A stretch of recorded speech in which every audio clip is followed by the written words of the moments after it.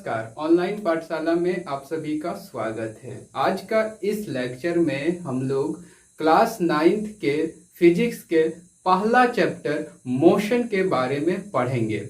और अगर ये एनसीईआरटी में ये चैप्टर को देखा जाए तो ये चैप्टर नंबर 8 होगा।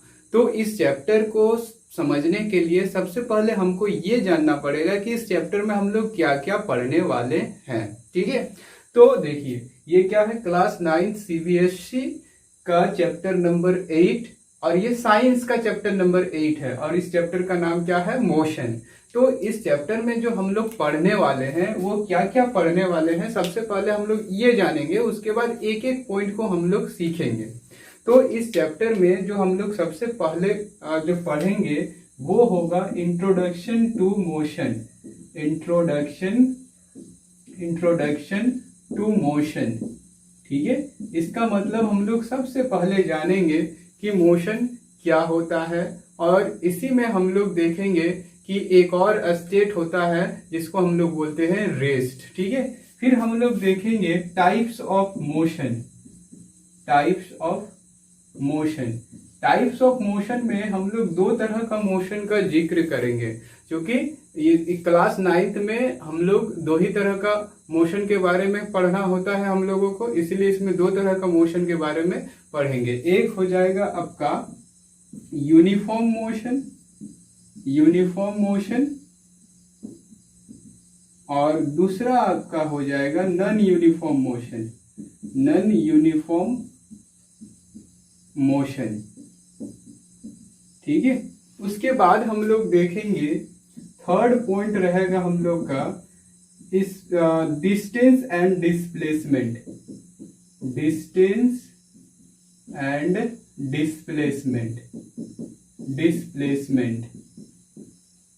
ठीक है, ये हमको गया। फिर हम लोग पढ़ेंगे स्पीड। फिर हम लोग क्या पढ़ेंगे, स्पीड में हम लोग 4 टाइप्स का स्पीड पढ़ेंगे। एक हो जाएगा आपका एवरेज स्पीड, ठीक है। फिर आपका एक हो जाएगा यूनिफॉर्म स्पीड, यूनिफॉर्म बोलिए या कांस्टेंट स्पीड, ठीक है। फिर हम लोग देखेंगे नॉन यूनिफॉर्म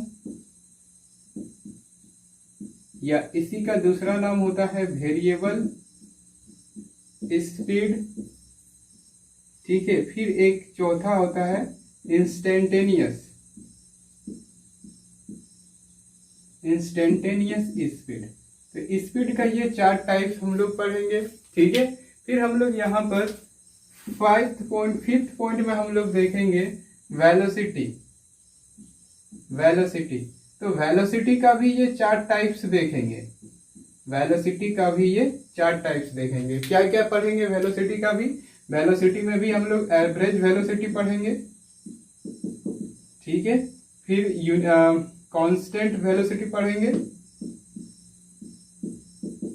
फिर वेरिएबल वेलोसिटी पढ़ेंगे और फिर इंस्टेंटेनियस वेलोसिटी पढ़ेंगे, ठीक है। ये हो जाएगा। उसके बाद फिर हम लोग देखेंगे एक्सेलरेशन देखेंगे। फिर हम लोग लास्ट टॉपिक होगा हम लोग का जो 7th टॉपिक बन जाएगा, एक मोशन इक्वेशन। तो जनरली हम लोग इस चैप्टर में यही 7 पॉइंट के बारे में डिस्कस करेंगे, ठीक है। क्या क्या हो गया, introduction to motion, types of motion, distance and displacement, speed, velocity, acceleration and motion equation, ठीक है।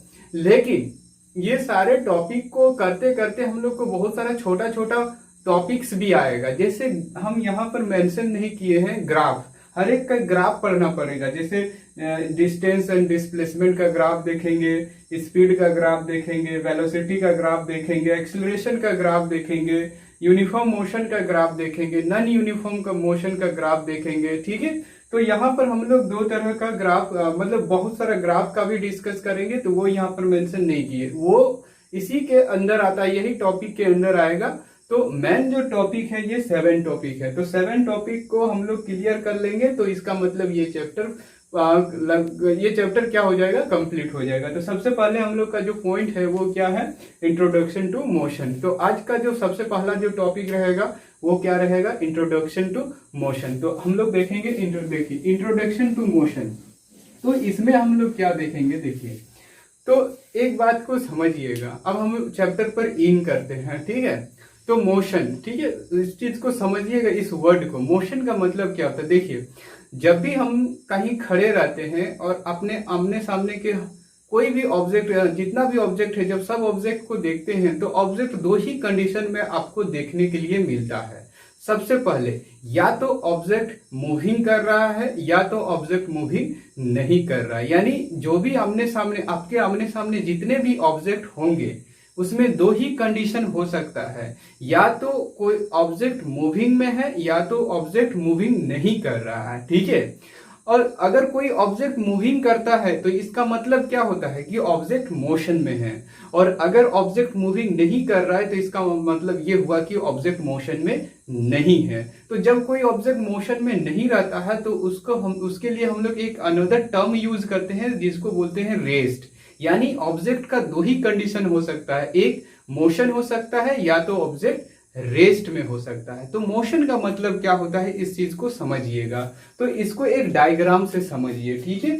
जैसे कि मान लेते हैं कि यहां पर एक ट्री है, ठीक है, यहां पर एक ट्री है और ये एक सड़क है, ठीक है। यानी ये ट्री हो गया, ठीक है। इसको देखिए, ये ट्री, यहीं से आपको रेस्ट और मोशन का मतलब समझ में आ जाएगा, ठीक है। और ये क्या हो गया, ये आपका एक रोड हो गया, ठीक है। और इस रोड पर एक कार है, ठीक है, एक कार है। तो मान के चलिए कि वो कार कुछ इस तरह से है, ठीक है। यहां पर एक कार है,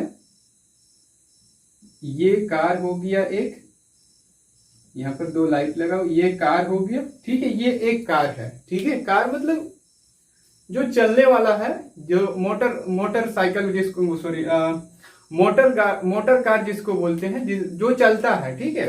अब यहां पर क्या है, यहां पर कोई एक लड़का खड़ा है इस जगह पर, यानी पेड़ के नीचे छाया में कोई खड़ा है, ठीक है, छाया में कोई खड़ा है। तो छाया में कोई खड़ा, देखिए अब एक बात को समझिएगा। तो ये देखिए, ये छाया में खड़ा है, ये ट्री है, ये सड़क है, और ये क्या है, आपका मोटर कार है। ये क्या हो गया, आपका मोटर कार, ये क्या हो गया, कार, ठीक है। तो जब ये मोटर कार को देखिए, इसके सामने बहुत सारा ऑब्जेक्ट है। यहां पर देखिए, यहां पर बहुत सारा आपका ये भी है, बर्ड्स भी है, देखिए इसके चारों तरफ बर्ड्स भी है। और ये आपका मान लेते हैं क्लाउड है, मान लेते हैं बादल है ये, ठीक है। तो यहां पर जब ये देखता है, अपने चारों तरफ जो देख रहा है, ठीक है, तो यहां पर देखिए सबसे पहले इन्होंने किसको देखा, कार को देखा, इस कार को देखा। तो जब इन्होंने इस कार को देखा, ठीक है, तो जब यहां पर देखिए, इस बात को समझिएगा, जब ये इन्होंने इस कार को देखा तो जिस टाइम ये इसको देखा था, मान लेते हैं T1 टाइम में इसको यहां पर देखा, इस कार को, ये कहां पर है, ये कार क्या है, ये कार A पॉइंट पर है। लेकिन इसके कुछ ही देर बाद जब ये दोबारा इस कार को देखता है तो ये कार कहां पहुंच जा रहा है आपका, ये कार आपका यहां पहुंच जाता है। देखिए ये कार क्या है आपका, यहां पहुंच जा रहा है, ये कार इसका यहां पहुंच जा रहा है। यानी जब ये सेकेंड टाइम देखता है, यानी जब दोबारा देखता है तो इसका टाइम को हम लोग क्या बोलेंगे, T2 टाइम बोलेंगे। तो जब ये दोबारा इसी कार को देख रहा है तो ये इस जगह पर ना होके ये कहां पर आ गया है, यहां पर आ गया है पॉइंट बी पर, ठीक है। लेकिन देखिए दोबारा जब ये ट्री को देखता है तो वो ट्री क्या है, वहीं पर है। फर्स्ट टाइम T1 टाइम पर 2 चीज को देखा इन्होंने, कार को भी देखा और इस ट्री को भी देखा, ठीक है।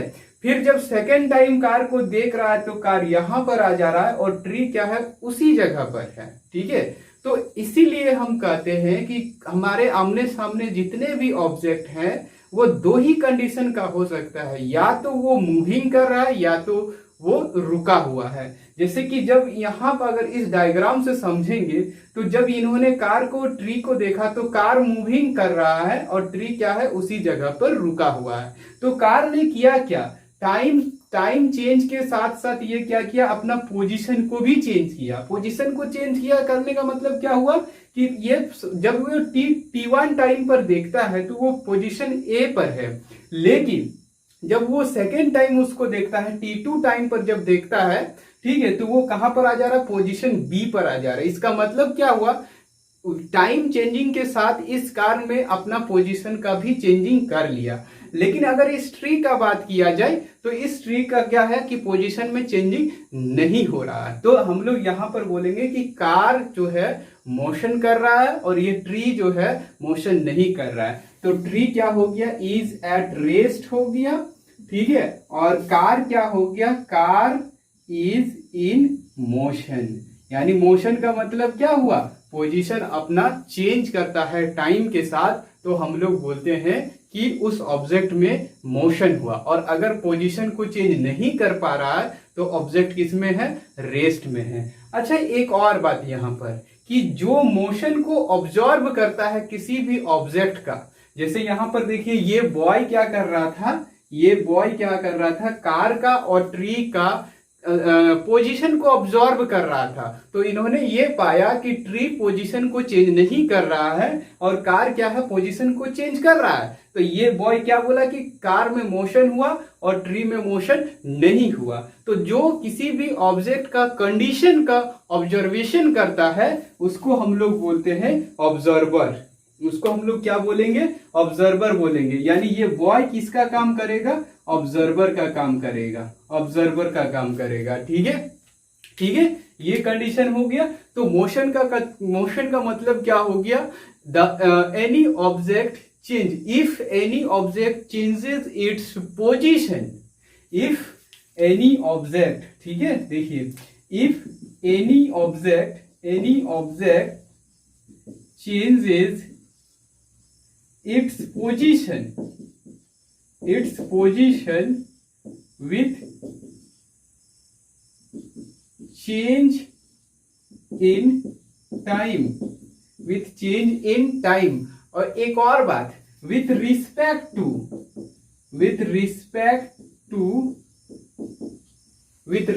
to ये लगाना बहुत जरूरी है। किसके रिस्पेक्ट में चेंज कर रहा है, तो ये लड़का जो वहां पर खड़ा है, with respect to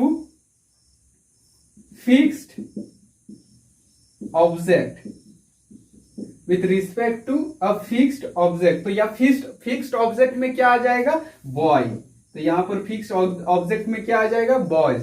तो then the object, then we say that the object is in motion. ठीक है, तब हम लोग क्या बोलेंगे, ऑब्जेक्ट जो है मोशन में है। अकॉर्डिंग टू डायग्राम देखेंगे, इस डायग्राम से अगर हम लोग समझेंगे तो ये कार किस में है, मोशन में है। तो यहां पर from the diagram the car is in motion, the car is in motion. ठीक है, ये मोशन का डिफिनेशन हो गया। वहीं अगर आपको रेस्ट का डिफिनेशन पूछा जाए, ठीक है, रेस्ट का डिफिनेशन पूछा जाए तो रेस्ट का डिफिनेशन क्या होगा, देखिए, रेस्ट का मतलब क्या हो गया, अगर ऑब्जेक्ट, कोई ऑब्जेक्ट अपना पोजीशन को चेंज नहीं करता है, ठीक है, if any object does not change its position with change in time with respect to a fixed object, then we say that object is at rest। ठीक है, तब हम लोग क्या बोलेंगे, ऑब्जेक्ट रेस्ट में है। फ्रॉम द डायग्राम ये जो ट्री है, tree is at rest. Diagram से अगर समझेंगे तो ट्री किस में है, रेस्ट में है। ठीक है, तो ये हो गया। हाँ, एक और बात यहां पर ये हो गया, देखिए, तो जितने भी ऑब्जेक्ट होता है, ऑब्जेक्ट का क्या होता है, दो ही कंडीशन होता है। ठीक है, तो इस ऑब्जेक्ट का कंडीशन के आधार पर, यानी on the basis of object of condition of object, the physics can be divided into 3 parts. ठीक है, तो फिजिक्स को हम लोग 3 पार्ट में डिवाइड कर सकते हैं ऑब्जेक्ट का कंडीशन के आधार पर, यानी वो किस स्टेट में है। ठीक है, कंडीशन का मतलब यहाँ पर क्या है, किस स्टेट में है। तो यहाँ पर हम क्या बोल रहे हैं कि फिजिक्स जो है इसको हम लोग 3 कैटेगरी में डिवाइड कर सकते हैं फिजिक्स को। पहला एस्थेटिक्स फिजिक्स, एस्थेटिक फिजिक्स। इसमें क्या होगा, इसमें जो है, इसमें हम लोग क्या है, ऑब्जेक्ट का रेस्ट के बारे में पढ़ेंगे। ठीक है, इसमें deal with the object at rest. इसमें हम लोग ऑब्जेक्ट को डील करेंगे, यानी ऑब्जेक्ट का ऑब्जेक्ट से रिलेटेड जितना भी कैरेक्टरिस्टिक होता है उसको डील करेंगे। लेकिन ऑब्जेक्ट क्या किस में रहेगा, रेस्ट में रहेगा। रेस्ट का मतलब ये क्या हुआ, अपना पोजीशन को चेंज नहीं करेगा। ठीक है, एक और कंडीशन, एक और टाइप होता है जिसको हम लोग क्या बोलेंगे, इसको हम लोग बोलते हैं काइनेमेटिक्स। काइनेमेटिक्स, ठीक है, काइनेमेटिक्स। इसमें क्या है, काइनेमेटिक्स ब्रांच में क्या है, हम लोग काइनेमेटिक्स ब्रांच में क्या है, ये फिजिक्स का वो ब्रांच है जिसमें हम लोग ऑब्जेक्ट को मोशन में पढ़ेंगे। ठीक है, यानी ऑब्जेक्ट इज इन मोशन। यहां पर हम लोग क्या पढ़ेंगे, ऑब्जेक्ट जो है मोशन में रहेगा, उस कंडीशन को पढ़ेंगे। थर्ड एक और होता है जिसको हम लोग बोलेंगे डायनामिक्स। ठीक है, डायनामिक्स। इसमें हम लोग क्या पढ़ेंगे, देखिए इसमें हम लोग, देखिए ये कंडीशन को समझिएगा। स्टैटिक फिजिक्स में हम लोग ऑब्जेक्ट को पढ़ेंगे, ऑब्जेक्ट इसमें रेस्ट में रहेगा। ठीक है, यानी अगर हम लोग कहीं ऐसा फिजिक्स को पढ़ रहे हैं जिसमें ऑब्जेक्ट रेस्ट में है तो वो किस कैटेगरी में आ जाएगा, वो स्टैटिक फिजिक्स के कैटेगरी में आ जाएगा। और हम लोग किसी कंडीशन में ऐसा पढ़ रहे हैं जिसमें ऑब्जेक्ट मोशन में है, ठीक है, तो उसको हम लोग क्या बोलेंगे, काइनेमेटिक्स बोलेंगे। ठीक है, लेकिन डायनामिक्स क्या होता है, डायनामिक्स क्या होता है, फिजिक्स का वो ब्रांच होता है जिसमें हम लोग मोशन का कारण को पढ़ते हैं, यानी रीजन ऑफ मोशन को पढ़ते हैं। यानी दैट मीन्स अगर यूं कहा जाए तो इसमें हम लोग फोर्स के बारे में पढ़ेंगे। इसमें किसके बारे में पढ़ेंगे, फोर्स। क्योंकि आगे हम लोग देखेंगे कि फोर्स ही वो फैक्टर होता है जिसके कारण कोई ऑब्जेक्ट मूविंग करता है। दैट मीन्स ऑब्जेक्ट का मोशन का कारण क्या, कौन होता है, फोर्स होता है। तो डायनामिक्स में हम लोग फोर्स को ही पढ़ेंगे। ठीक है, ये 3 टाइप का होता है। 9th में इसके बारे में चर्चा किया हुआ नहीं है, तो इससे ये घबराहट नहीं होना चाहिए कि हम क्या पढ़ा रहे हैं। ठीक है, लेकिन समझ लीजिए वो जो रेस्ट और मोशन पढ़ाएं उसी के आधार पर ये तीनों को बांटा गया है, इसलिए हम इसको यहाँ पर इंट्रोड्यूस करवा दिए। ठीक है, अब यहाँ पर देखिए, अब हम लोग क्या पढ़ेंगे, हम सेकंड यहाँ पर क्या बताएं, हाँ एक और यहाँ पर देखिए, इंट्रोडक्शन टू फिजिक्स में एक और चीज हमको बताना है जिसको हम लोग बोलेंगे फ्रेम ऑफ रेफरेंस। ठीक है, frame of reference, frame of reference, frame of reference पढ़ाना है। ठीक है, फ्रेम ऑफ रेफरेंस क्या होता है इस चीज को समझिएगा। अभी देखिए, जो हम लोग बात कर रहे थे ना कि कोई ऑब्जेक्ट मोशन कर रहा है या कोई ऑब्जेक्ट रेस्ट में है, तो वो क्यों, कौन बताता है, कोई वहां पर रहता है देखने के लिए। दैट मीन्स ऑब्जर्वर रहता है जो डिसाइड करता है कि कोई ऑब्जेक्ट मूविंग कर रहा है कि नहीं कर रहा है, कोई ऑब्जेक्ट रेस्ट में है या मोशन में है। अगर मोशन में है तो कितना वो तेजी से जा रहा है, अगर रेस्ट में है तो कहां पर वो रेस्ट में है। इस सारा चीजों का बारे में हम लोग को इंफॉर्मेशन कौन देता है, जो वहां पर लड़का खड़ा था, यानी ऑब्जर्वर।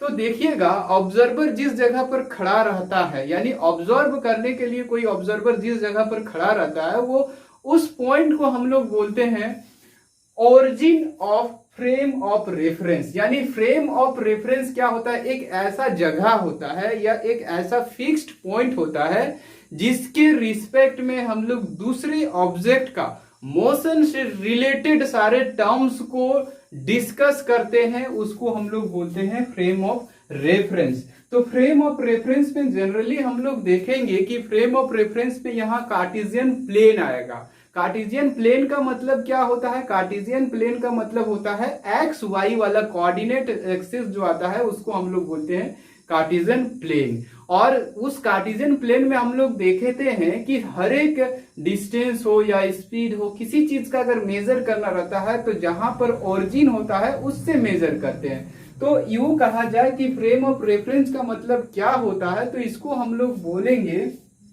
A fixed point. ठीक है, पॉइंट बोलिए, अ फिक्स्ड पॉइंट बोलिए या ऑब्जेक्ट, है ना, पॉइंट बोलिए या ऑब्जेक्ट बोलिए, और प्लेस, है ना, प्लेस का मतलब कोई जगह से रिलेटेड है। ठीक है, अभी हम समझाएंगे, हर एक चीज को समझाएंगे जो यहां पर यूज किया जाएगा। अ फिक्स पॉइंट, ऑब्जेक्ट और plane with the help of विच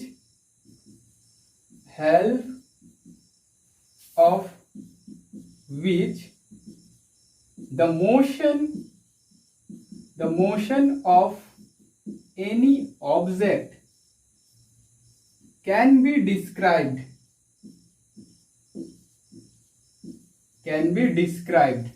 ठीक है, जिसके हेल्प से हम लोग किसी मोशन का, किसी ऑब्जेक्ट का मोशन को डिस्क्राइब करते हैं, उसको हम लोग क्या बोलते हैं, फ्रेम ऑफ रेफरेंस। ये फ्रेम ऑफ रेफरेंस कुछ भी हो सकता है, एक पॉइंट भी हो सकता है, एक ऑब्जेक्ट भी हो सकता है, एक प्लेस भी हो सकता है। जैसे अब एक बात को समझिएगा कि अगर मैं यूं कहूं कि कोई लड़का जो है धनबाद स्टेशन से 10 किलोमीटर दूरी तक चला गया, फिर से समझिए, अगर हम ये कहें कि कोई लड़का जो है वो धनबाद स्टेशन से 10 किलोमीटर दूरी तक चला गया, यानी वो मोशन किया धनबाद स्टेशन से 10 किलोमीटर दूर तक, तो यहां जो धनबाद स्टेशन हुआ वही कहलाएगा फ्रेम ऑफ रेफरेंस। लेकिन धनबाद स्टेशन क्या हो गया, एक प्लेस हो गया।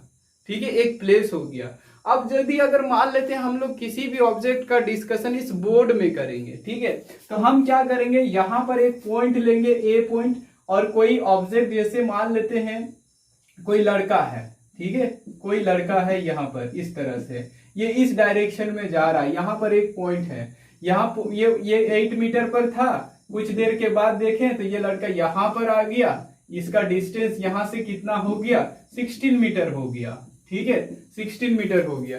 तो यहां पर क्या हो रहा है, इस लड़का का जो मोशन, यानी ये लड़का जो मोशन कर रहा है उसका जो डिस्कशन कर रहे हैं, यानी इसका जो इससे रिलेटेड जो टर्म्स आ रहा है उसके बारे में जो हम लोग डिस्क्राइब कर रहे हैं, वो कहां से कर रहे हैं, इस पॉइंट से।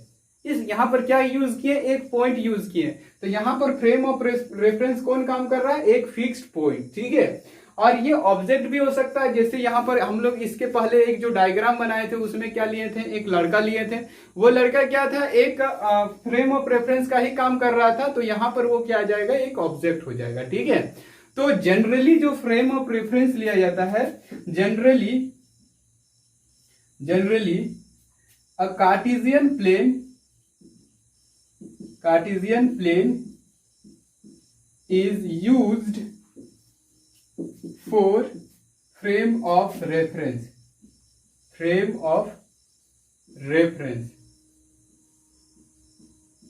ठीक है, एक कार्टेशियन प्लेन होता है, उसी को हम लोग क्या यूज करते हैं, फ्रेम ऑफ रेफरेंस के रूप में यूज करते हैं। ठीक है, कार्टेशियन प्लेन को ही फ्रेम ऑफ रेफरेंस के रूप में यूज करते हैं। तो कार्टेशियन प्लेन क्या होता है अभी हम उसको भी बताएंगे, लेकिन उससे पहले हम लोग ये जान लेंगे, ठीक है, लेकिन उससे पहले ये जान लेंगे कि मोशन का टाइप्स कितना होता है। ठीक है, तो इंट्रोडक्शन में हम लोग यही पढ़ेंगे। देखिए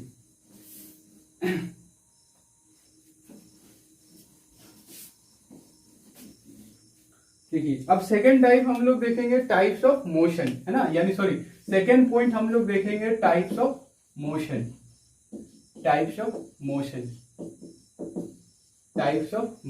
ठीक है, तो टाइप्स ऑफ मोशन में अगर हम लोग बात करेंगे तो इसमें तीन तरह का मोशन होता है। किसी भी ऑब्जेक्ट का जो है, अगर हम लोग देखेंगे हायर स्टडी तक देखेंगे, यानी 12 का सिलेबस तक देखेंगे, 9th में हालांकि उसका जिक्र नहीं किया गया है, लेकिन अगर 12th का सिलेबस तक देखेंगे, यानी दैट मीन्स 11th में जब हम लोग जाएंगे उसका सिलेबस को अगर कवर करेंगे, तो उसमें हम लोग देखेंगे कि किसी ऑब्जेक्ट का जो मोशन है वो 3 तरह का मोशन कर सकता है। ठीक है, क्या क्या कर सकता है, देखिए, एक को हम लोग बोलते हैं ट्रांसलेशनल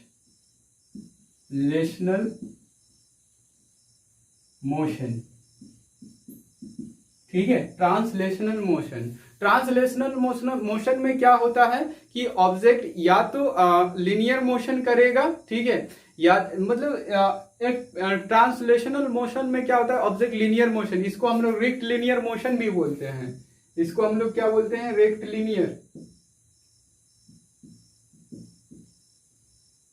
लीनियर मोशन भी इसको बोलते हैं, यानी एक लाइन में मोशन करेगा। ठीक है। दूसरा क्या होता है, दूसरा अगर मोशन का बात करेंगे तो वो हो जाएगा आपका रोटेशनल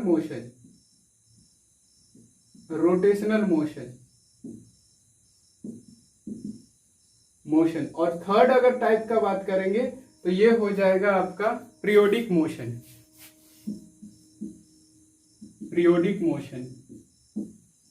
ठीक है, पीरियोडिक मोशन। तो ये तीन तरह का मोशन का बात करेंगे, ये तीन तरह का मोशन का टाइप होता है। एक हो गया ट्रांसलेशनल मोशन, जिसको हम लोग रेक्ट लीनियर मोशन भी बोलते हैं, और रेक्ट लीनियर मोशन का सीधा संबंध होता है आपका लीनियर मोशन से। ठीक है। और क्या होता है, एक रोटेशनल मोशन हो गया, जिसमें कोई ऑब्जेक्ट रोटेट करता है, यानी घूमता है। ठीक है, किसी एक्सिस के अलोंग में वो रोटेट करता है, घूमता है। और एक होता है पीरियोडिक मोशन। पीरियोडिक मोशन का मतलब क्या होता है, जैसे पेंडुलम का मोशन, जैसे यहां पर क्या आ जाएगा, पेंडुलम का मोशन। ठीक है, पेंडुलम, मोशन ऑफ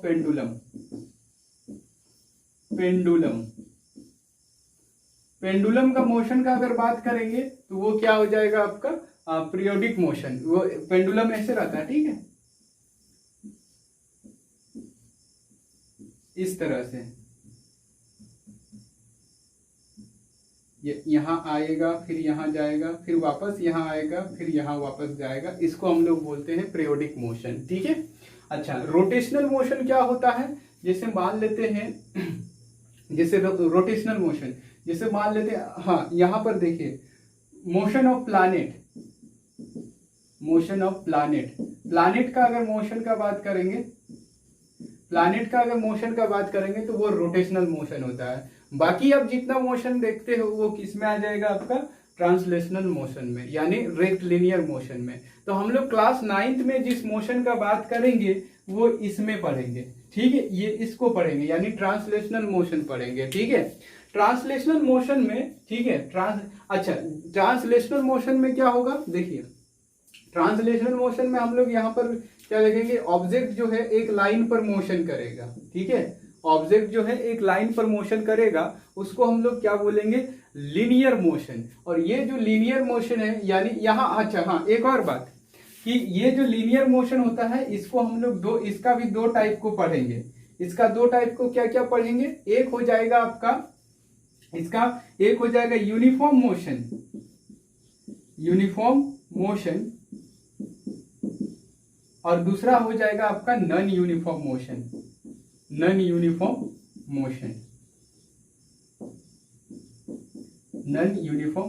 ठीक है, अब इसका वर्ड से ही इसका डिफिनेशन हम लोग बना सकते हैं। यूनिफॉर्म मोशन, ठीक है, एक हो गया आपका नॉन यूनिफॉर्म मोशन। सबसे पहले मोशन को समझिए। मोशन का मतलब हम क्या बताए थे कि ये अपना पोजीशन को चेंज करना। ठीक है, दैट मीन्स अगर कोई ऑब्जेक्ट टाइम के साथ साथ कहीं जा रहा है, ठीक है, तो जब कोई ऑब्जेक्ट जाता है तो वो क्या करता है, डिस्टेंस ट्रेवल करता है। जैसे हम यहाँ पर हैं, फिर यहाँ आ गए, तो इसमें क्या हुआ, इस बीच क्या हुआ, हमने डिस्टेंस ट्रेवल किया। तो जब कोई ऑब्जेक्ट मोशन करता है तो वो क्या करता है, डिस्टेंस को ट्रेवल करता है इस कंडीशन में। ठीक है, तो डिस्टेंस को ट्रेवल करता, मोशन का मतलब डिस्टेंस को ट्रेवल करना। यूनिफॉर्म का मोशन का मतलब क्या होता है, ठीक है, डिस्टेंस ट्रेवल करना। एक बात समझिए, मोशन में हम लोग क्या देखे थे, डिस्टेंस ट्रेवल करना विथ टाइम के साथ डिस्टेंस ट्रेवल करना। ठीक है, तो यहां पर हम लोग दो तरह का मोशन का बात करेंगे, कि यूनिफॉर्म और एक नॉन यूनिफॉर्म। तो अगर कोई ऑब्जेक्ट इक्वल टाइम इंटरवल में इक्वल डिस्टेंस ट्रेवल करता है, यानी वो अपना चाल को, अपना रफ्तार को इस तरह से रखता है कि हर एक सेकंड में 5-5 मीटर डिस्टेंस ट्रेवल कर रहा है। हर एक सेकंड में, एक सेकंड हुआ 5 मीटर, फिर दूसरा सेकंड हुआ 10 मीटर पर चला गया, तीसरा सेकंड 15 मीटर पर। इसका मतलब क्या हुआ कि वो हर एक सेकंड में 5-5 मीटर डिस्टेंस ट्रेवल कर रहा है। तो इस तरह का मोशन को हम लोग बोलते हैं यूनिफॉर्म मोशन। और दूसरा क्या होता है, नॉन यूनिफॉर्म मोशन। इसका मतलब क्या हुआ कि कोई ऑब्जेक्ट है, ठीक है, कोई ऑब्जेक्ट है, वो पहला सेकंड पर 5 मीटर डिस्टेंस ट्रेवल किया, लेकिन दूसरा सेकंड में क्या हुआ, वो स्लो हो गया, जिसके कारण 3 ही मीटर डिस्टेंस ट्रेवल कर पाया। फिर थर्ड सेकंड में क्या हुआ, अपना इस रफ्तार को बढ़ा लिया, फिर 5 सेकंड चला गया। तो इस तरह का कंडीशन में हम लोग देखते हैं कि ऑब्जेक्ट जो है इक्वल इंटरवल में इक्वल डिस्टेंस ट्रेवल नहीं कर पा रहा है, तो उसको हम लोग क्या बोलते हैं, नॉन यूनिफॉर्म मोशन। इसको अगर एक वर्ड में समझे तो इसका मतलब क्या है, एक ही स्पीड से चलते रहेगा। अगर एक ही स्पीड से चलते रहेगा और इसमें क्या, तो उसको हम लोग क्या बोलेंगे, यूनिफॉर्म मोशन। और इसमें क्या है, कभी अपना स्पीड को ज्यादा कर लेगा, कभी अपना स्पीड को कम कर लेगा, फिर ज्यादा, फिर कम, फिर ज्यादा, फिर कम, तो उसको हम लोग बोलेंगे नॉन यूनिफॉर्म मोशन। ठीक है, तो यूनिफॉर्म मोशन का मतलब क्या हो गया, यूनिफॉर्म मोशन का मतलब ये हो गया, सीधा सीधा इसका डिफिनेशन हम लोग बना सकते हैं, if any object, if an object करते हैं, इफ एन ऑब्जेक्ट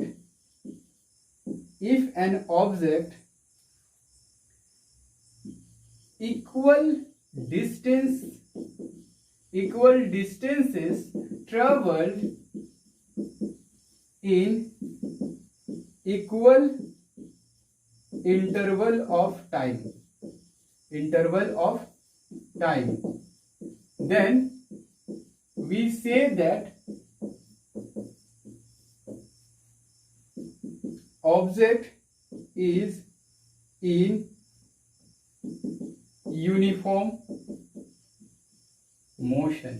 तब हम लोग क्या बोलेंगे, ऑब्जेक्ट जो है यूनिफॉर्म मोशन में है। ठीक है, तो इसका एग्जांपल आप ले सकते हो, जैसे कोई कार जो है फिक्स्ड स्पीड से चल रहा है तो उसका स्पीड को हम लोग क्या बोलेंगे, यूनिफॉर्म मोशन। एक एग्जांपल के लिए समझ सकते हो आप, जैसे प्लैनेट का जो मोशन होता है वो यूनिफॉर्म होता है, एक कांस्टेंट स्पीड से घूम रहा है, उसको हम लोग क्या बोलेंगे, यूनिफॉर्म मोशन बोलेंगे। ठीक है, जैसे मून का अर्थ के चारों तरफ घूमना, वो क्या हो जाएगा, आपका एक यूनिफॉर्म मोशन के कैटेगरी में आएगा। क्यों, क्योंकि वो कांस्टेंट स्पीड से घूम रहा है। फिर से समझिए, क्योंकि वो कांस्टेंट स्पीड से घूम रहा है।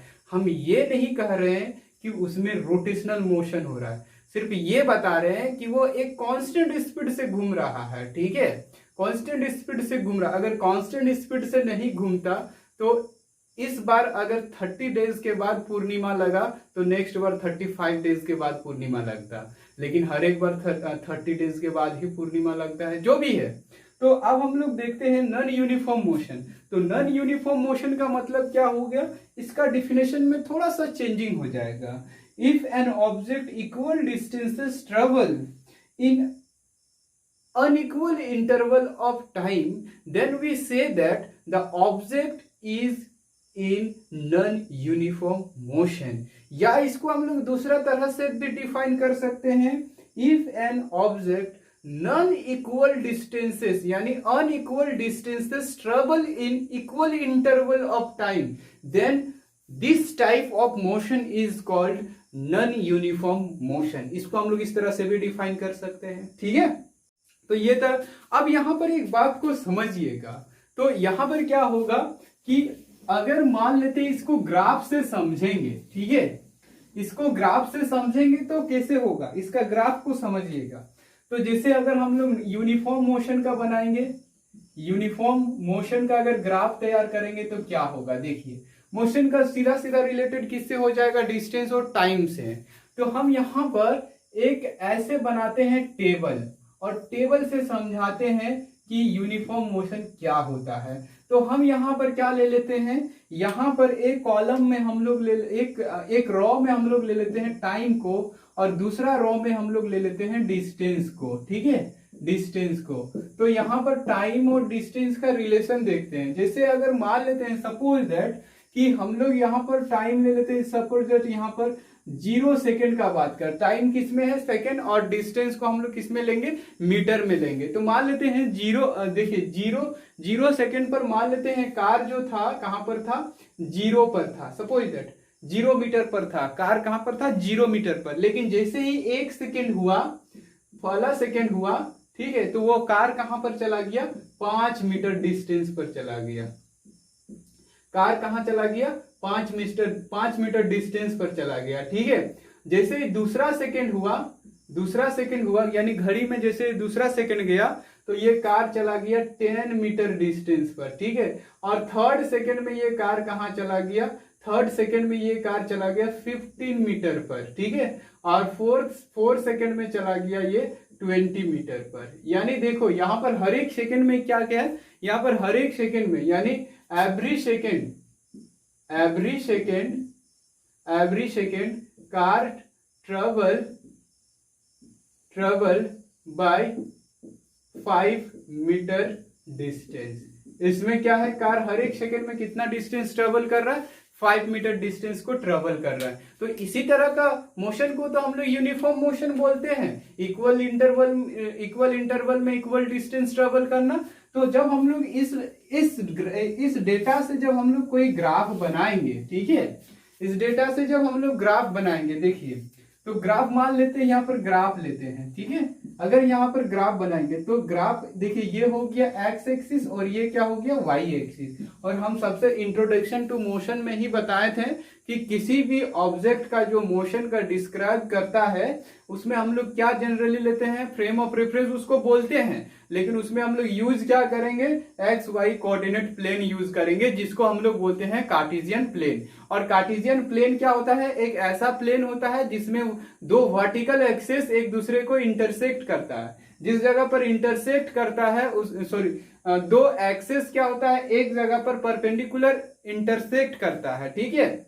और जिस जगह पर इंटरसेक्ट करता है यानी इस पॉइंट को देखिए, इस पॉइंट को हम लोग बोलते हैं ओरिजिन, ठीक है, इस पॉइंट को क्या बोलते हैं, ओरिजिन। तो जब हम लोग इस डेटा को यहाँ पर मेंशन करेंगे तो क्या यहाँ पर सब हम लोग क्या लेंगे, यहाँ पर दो वेरिएबल है, एक टाइम और एक डिस्टेंस। तो टाइम वेरिएबल जो होता है वो किसी पर डिपेंड नहीं रहता है, ये डिस्टेंस किस पर डिपेंड होता है, टाइम पर। तो जो वेरिएबल डिपेंड नहीं रहता है उसको हम लोग एक्स एक्सिस में रिप्रेजेंट करेंगे। तो यहाँ पर सीधे सीधे हम लोग किसको लिखेंगे, टाइम को लिखेंगे, और इस एक्सिस में किसको लिखेंगे, डिस्टेंस को लिखेंगे, ठीक है, इस एक्सिस में किसको लिखेंगे, डिस्टेंस को लिखेंगे। तो यहाँ पर देखिए इस पॉइंट पर दोनों जीरो है, टाइम भी जीरो है, डिस्टेंस भी जीरो है। अब हम लोग इसका ग्राफ तैयार करेंगे, तो ये हो गया 5 हो गया, ये 10 हो गया, ये 15 हो गया और ये 20 हो गया। इधर का ग्राफ में ये 1 2 है, तो हम लोग इसको यहाँ लिखेंगे, ये 1 हो गया, ये पॉइंट 1, ये 2, ये 3, ये 4 और इस तरह से ये 5 हो गया।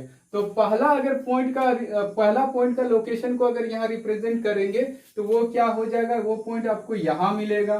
दूसरा का अगर बात करेंगे तो वो पॉइंट आपको यहाँ मिलेगा, और तीसरा का बात करेंगे तो ये पॉइंट यहाँ मिलेगा, और इसी तरह यह पॉइंट यहाँ मिलेगा एक पॉइंट, और फिर एक पॉइंट कहाँ मिलेगा आपको, यहाँ मिलेगा। और जब आप इसको ड्रॉ कीजिएगा, इसको सारे पॉइंट को अगर मैच कीजिएगा तो आपको एक स्ट्रेट लाइन मिलेगा, ठीक है, आपको क्या मिलेगा, एक स्ट्रेट लाइन मिलेगा। तो ये स्ट्रेट लाइन ही हमको बताता है कि ऑब्जेक्ट का जो मोशन है वो किसमें है, यूनिफॉर्म मोशन में। यानी the graph of uniform motion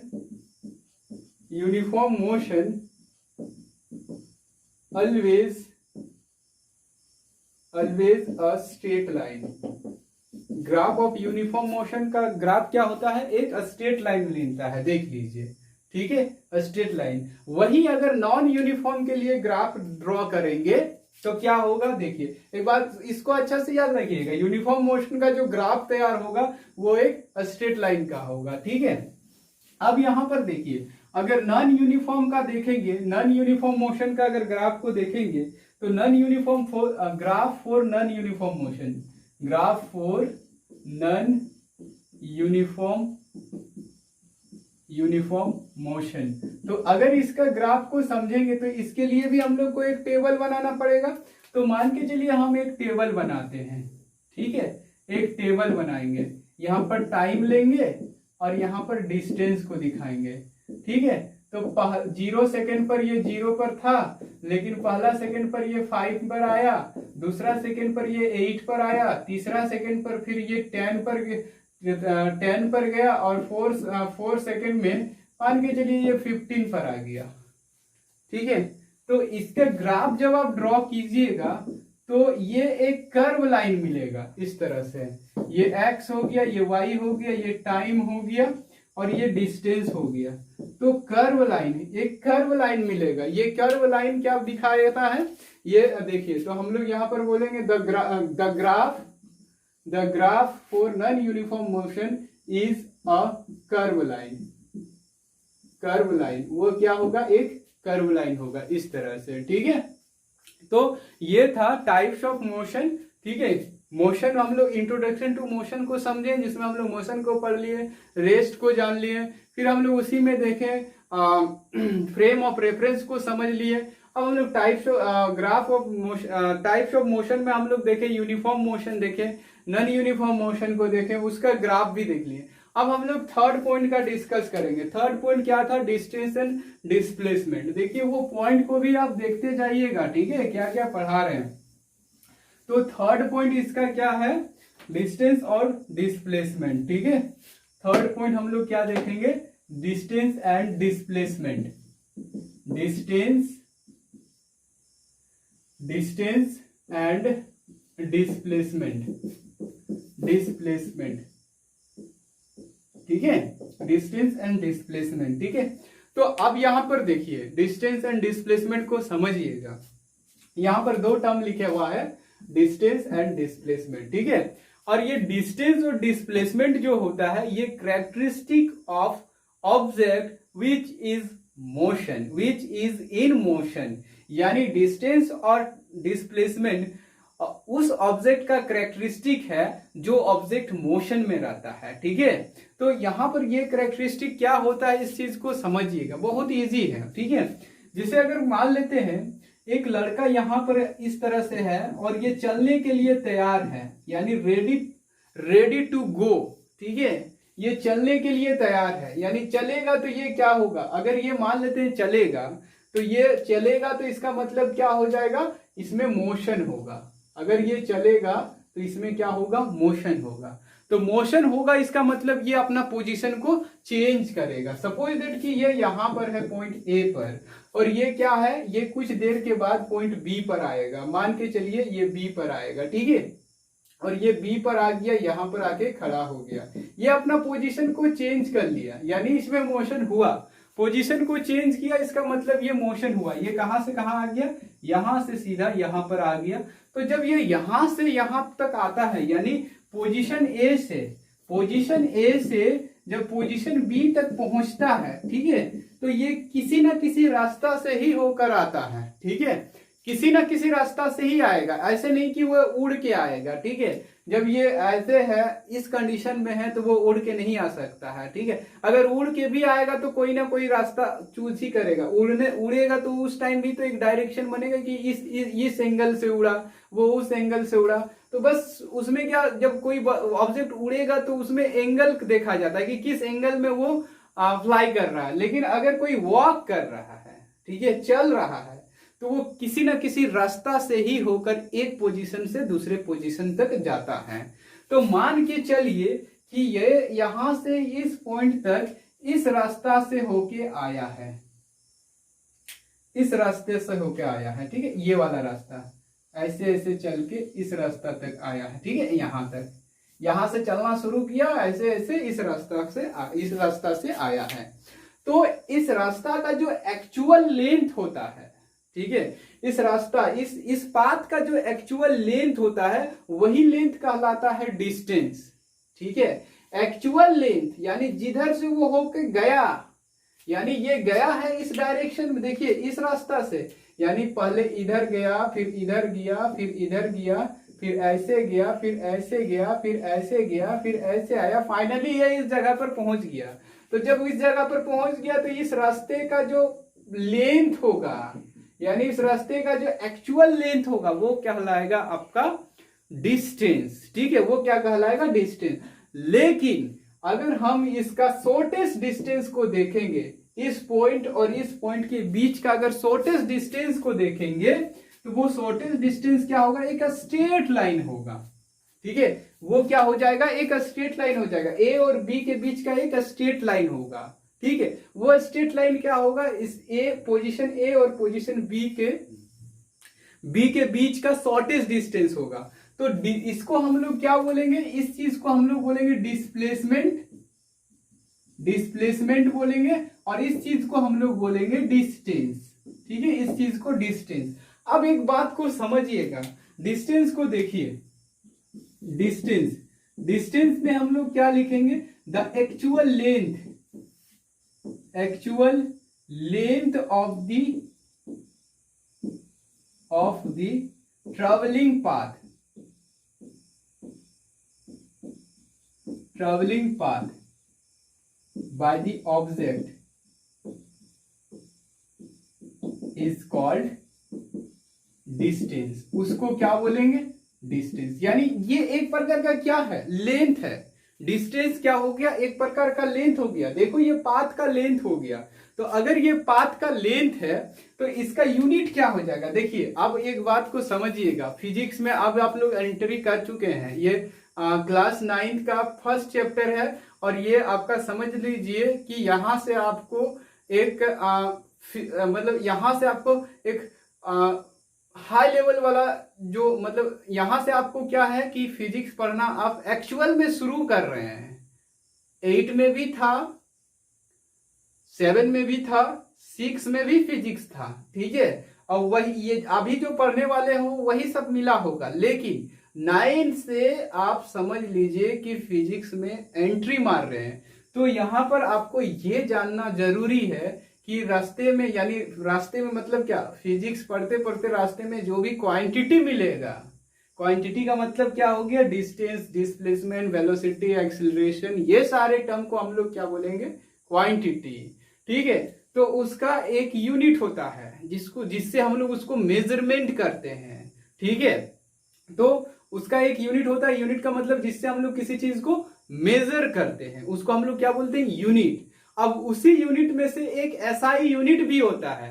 SI unit का मतलब जो पूरा दुनिया उसको जिससे मापता है। तो ये जो डिस्टेंस होता है, दैट मीन्स जो लेंथ होता है, लेंथ का एसआई यूनिट होता है, एसआई यूनिट इसका होता है मीटर। इसका जो एसआई यूनिट होता है वो होता है मीटर। आप बोलोगे सर एसआई यूनिट आप बोल रहे हैं और फिर बोल रहे हैं कि ये इंटरनेशनल में मेजरमेंट करता है, तो इसमें मतलब कुछ कंफ्यूजन हो रहा है। तो एक बात को समझिएगा, जब भी हम लोग डिस्टेंस का यानी लेंथ का मेजरमेंट करते हैं तो मेरे पास मेजरमेंट करने का बहुत तरीका होता है। जैसे आप ऐसे करके भी मेजरमेंट कर सकते हो, जैसे हाँ हैंड स्पम में से भी मेजरमेंट कर सकते हैं, जैसे 1 हाथ, 2 हाथ, 3 हाथ, 4 हाथ, इस तरह से करके हम लोग किसी चीज लेंथ का मेजरमेंट कर सकते हैं, ठीक है। उसके बाद क्या है कि हम लोग का गज से भी मेजरमेंट करते हैं, यानी पैर से भी हम लोग किसी का लेंथ को मेजरमेंट करते हैं। जैसे हम लोग जब क्रिकेट खेलते हैं और वो जो बैटिंग पिच होता है ना, उसका मेजरमेंट हम लोग अपना पैरों से करते हैं कि कितना गज है, ठीक है। यानी लेंथ को मेजरमेंट करने के लिए मेरे पास बहुत सारा ऑप्शन है, लेकिन ये अपना लोकल ऑप्शन हो गया। जब यही लेंथ को जब आप इंटरनेशनली मेजरमेंट करोगे तो उसमें जो मेजरमेंट किया जाता है वो मीटर से इसको मेजरमेंट किया जाता है। और मीटर क्या होता है, मीटर एक डिफिनिट लेंथ को बोला जाता है। उसी लेंथ को बोला गया, आज से मान लीजिए कि इतना सारा लेंथ को हम लोग 1 मीटर बोलेंगे और इसी से कंपेयर करेंगे, दुनिया में जितना भी लेंथ को मेजरमेंट करेंगे उसी से कंपेयर करेंगे। तो यहां पर लेंथ का जो मेजरमेंट किया जाता है वो मीटर से होता है। और ये मीटर स्केल आपको टेलर दुकान में मिल जाएगा, जहां पर कपड़ा उपड़ा सिलता है या जहां पर वायर खरीदने जाते हो तो वो मीटर वाला एक स्केल होता है, उसी से मेजरमेंट करके देता है। आप अगर 5 मीटर मांगोगे, 5 मीटर मांगोगे तो वो 5 टाइम्स उसको मेजरमेंट करके देता है, तो वो अलग बात है, ठीक है। तो डिस्टेंस का यूनिट क्या हो जाएगा आपका, ऐसा यूनिट मीटर हो जाएगा, ठीक है। अब यहां पर देखिए यानी कितना डिस्टेंस गया उसको तो हम लोग मेजरमेंट कर लेंगे। और अब एक बात को समझिएगा, ठीक है। हाँ, यहां पर हम एक दूसरा टर्म को डिफाइन कर रहे हैं जिसको हम लोग बोलेंगे डिस्प्लेसमेंट। डिस्प्लेसमेंट क्या हो गया, इस चीज को हम लोग क्या बोलेंगे, डिस्प्लेसमेंट। इसके बीच जो शॉर्टेज डिस्टेंस होता है, ठीक है, किसके बीच, यानी फाइनल पोजीशन और इनिशियल पोजीशन। ये था इसका इनिशियल पोजीशन, जो देखिए ये क्या हो गया इसका इनिशियल पोजीशन, यानी स्टार्टिंग में वो वहां था और यहां पर आ गया इसका, यहां पर आना हो गया इसका फाइनल पॉइंट, फाइनल पोजीशन हो गया।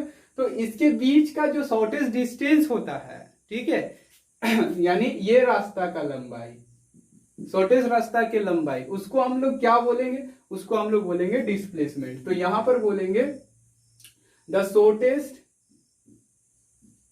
Shortest distance between initial position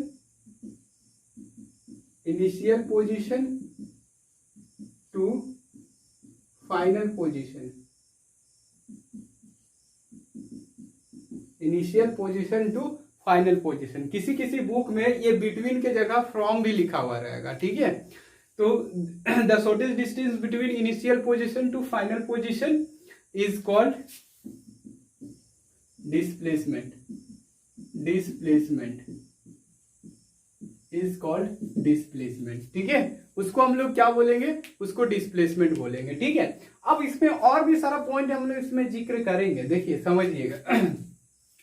तो देखिए जब इसका एक्चुअल लेंथ का जब बात कर रहे हैं तो वो डिस्टेंस कहलाएगा। तो मान के चलिए जब हम लोग यहां से यहां इस रास्ता से होकर यहां पर पहुंचेंगे तो मेरा जाने का डायरेक्शन फिक्स नहीं रहेगा, इसका मतलब एक ही डायरेक्शन में हम लोग इस रास्ता में इस पॉइंट से इस पॉइंट तक नहीं आ सकते हैं। जब हम लोग यहाँ पर इस रास्ता में चल रहे होंगे और यहाँ पर पहुंचेंगे तो मेरा फेस का डायरेक्शन ये रहेगा, इस डायरेक्शन में हम लोग देखेंगे, ठीक है। यहाँ पर रहेंगे तो इस डायरेक्शन में। जब हम लोग यहाँ पर पहुंच जाएंगे तो डायरेक्शन मेरा ये हो जाएगा, ये डायरेक्शन हो जाएगा। फिर जब हम लोग यहाँ पर पहुंचेंगे तो डायरेक्शन ये हो जाएगा। फिर जब हम लोग यहाँ पर पहुंचेंगे तो डायरेक्शन ये, फिर यहाँ पर होगा तो ये। तो इसका मतलब ये हुआ कि इससे होकर जब जाएंगे तो मेरा डायरेक्शन का कोई टारगेट नहीं, मतलब मेरा डायरेक्शन एक ही डायरेक्शन में नहीं होगा। लेकिन जब हम लोग इस रास्ता यानी जो शॉर्ट पाथ है उससे अगर हम लोग जाएंगे तो देखिए हमेशा डायरेक्शन एक ही रहेगा, ये डायरेक्शन, ठीक है। इसका मतलब ये हो गया जब भी हम लोग डिस्प्लेसमेंट बोलेंगे तो उसमें एक फिक्स्ड डायरेक्शन रहेगा, डेफिनेट डायरेक्शन रहेगा। और जिस क्वांटिटी के लिए एक फिक्स डायरेक्शन होता है उस क्वांटिटी को हम लोग बोलते हैं वेक्टर क्वांटिटी। और जिस क्वांटिटी के लिए कोई डायरेक्शन की आवश्यकता नहीं होती है उसको हम लोग बोलते हैं स्केलर क्वांटिटी। तो देखिए जैसे लेंथ को डिस्टेंस को बताने के लिए हमको डायरेक्शन की कोई आवश्यकता नहीं है तो इसको हम लोग बोलेंगे इट इज स्केलर, यानी नॉट नीड डायरेक्शन की कोई आवश्यकता नहीं होगी इसमें, ठीक है। और इसमें क्या होगा, इसके पास डायरेक्शन है तो इसके पास अगर डायरेक्शन है तो बोलेंगे इट इज वेक्टर। ये क्या है, वेक्टर है, यानी डिस्प्लेसमेंट क्या हो गया, वेक्टर हो गया।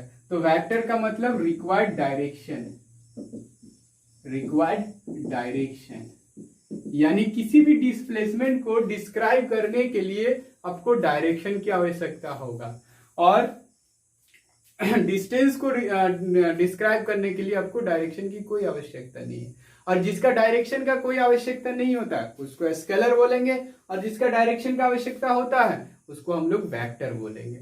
अब पूछोगे कि सर ऐसा और भी क्वांटिटी है क्या कि जिसको बताने के लिए हमको डायरेक्शन का आवश्यकता होता है, और ऐसा और भी क्वांटिटी है क्या जिसको बताने के लिए डायरेक्शन की आवश्यकता नहीं होता है।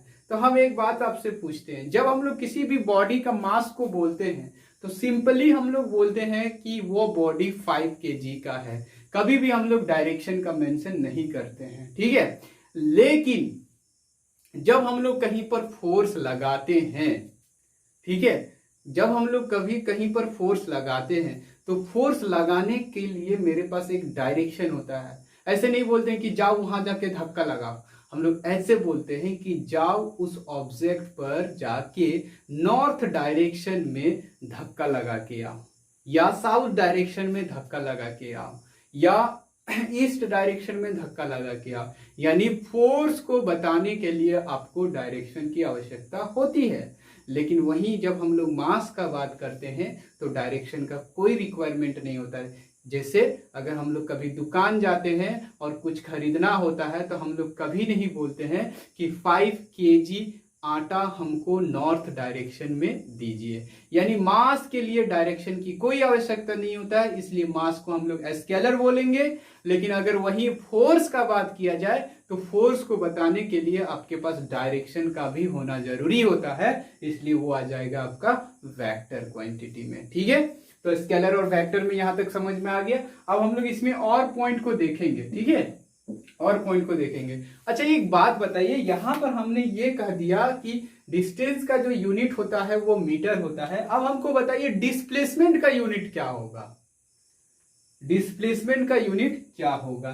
तो देखिए डिस्प्लेसमेंट भी क्या है, एक प्रकार का डिस्टेंस ही है। देखिए इसको गौर से देखिए, डिस्प्लेसमेंट भी क्या है, एक प्रकार का डिस्टेंस ही है, द शॉर्टेस्ट डिस्टेंस। तो अगर ये डिस्टेंस ही है तो जो डिस्टेंस का यूनिट होगा वो यूनिट तो इसका भी होगा, तो इसका भी ऐसा यूनिट क्या हो जाएगा, इसका भी ऐसा यूनिट इज मीटर, इसका भी ऐसा यूनिट क्या है, मीटर हो जाएगा, ठीक है, इसका भी ऐसा यूनिट मीटर हो जाएगा। और मीटर को हम लोग स्मॉल m से डिनोटेड करते हैं, ठीक है।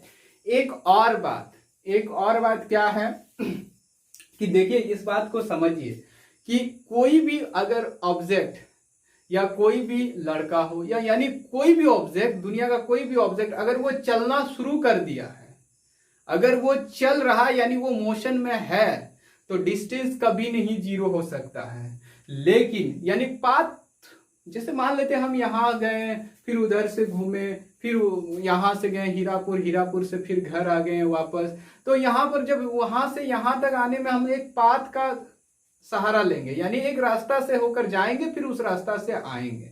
तो इसमें क्या होगा कि वो रास्ता का जो लेंथ होगा, एक्चुअल लेंथ, वो क्या कहलाएगा, डिस्टेंस।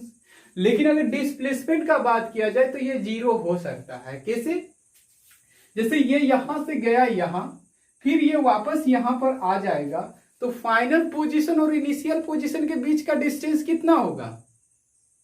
अगर ये यहां से गया यहां, फिर ये यहां से यहां वापस आ गया, यानी स्टार्टिंग भी यही था और एंड भी यही हो गया, तो दोनों पॉइंट के बीच का तो डिस्टेंस ही नहीं रहा, तो ये क्या हो जाएगा, आपका जीरो हो जाएगा। उस कंडीशन में डिस्प्लेसमेंट जीरो हो जाएगा, ठीक है। लेकिन डिस्टेंस का बात करेंगे तो डबल डिस्टेंस हो जाएगा, यहां से गया फिर ये वापस उसी रास्ता से आ गया, तो एक बार हुआ 20 मीटर, दूसरा बार फिर उधर से आया तो 20 मीटर, यानी 40 मीटर हो गया। लेकिन डिस्प्लेसमेंट इस कंडीशन में कितना हो गया, जीरो।